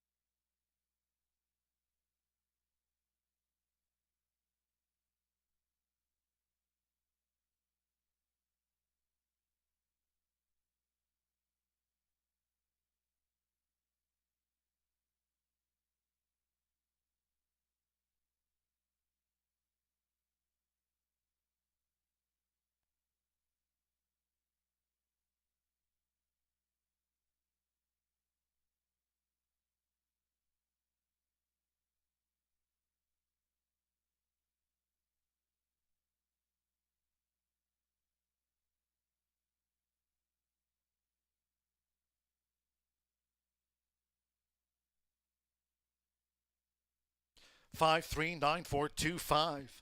Beach Dreamer at 7-2 got up on the line. And even money 3, Pretty Fabulous, denied by Beach Dreamer. Got up late.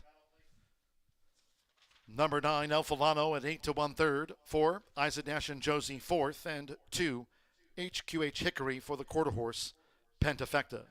So Beach Dreamer takes out the final dash of the day. Fernando Morin for Guadalupe Arevalo at 7 to 2. Beach Dreamer up in time.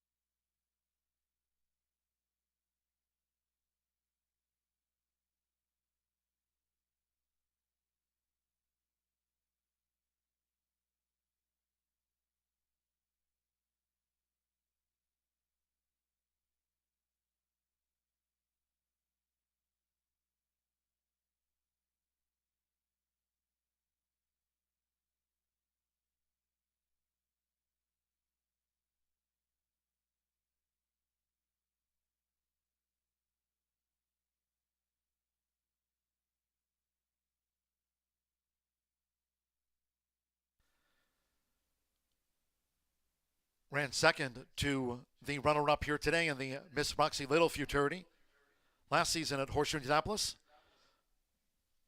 making his 3-year-old season a bow. 5, Beach Dreamer in the Murphy Trailer Sales Winners Circle. It's official.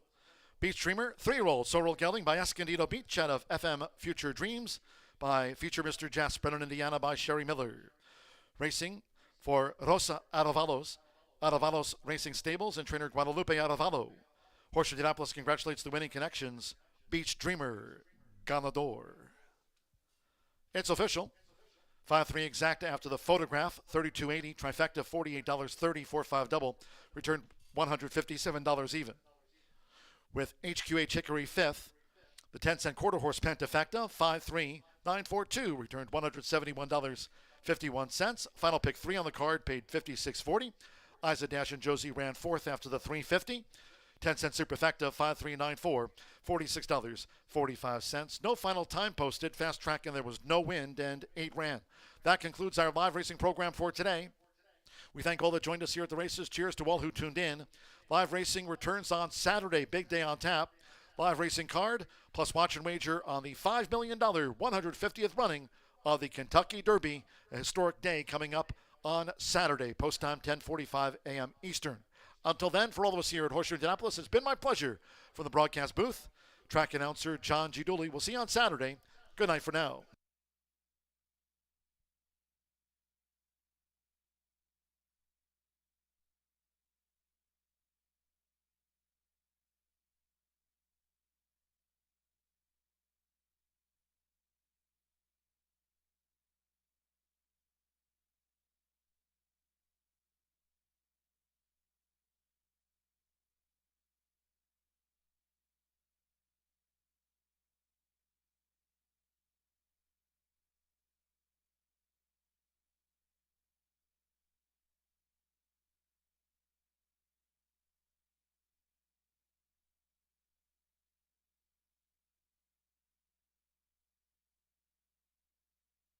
To the day all in.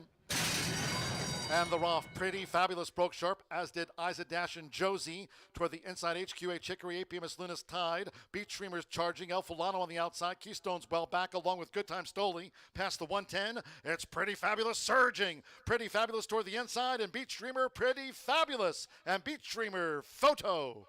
El Fulano and Isa Dash and Josie were after.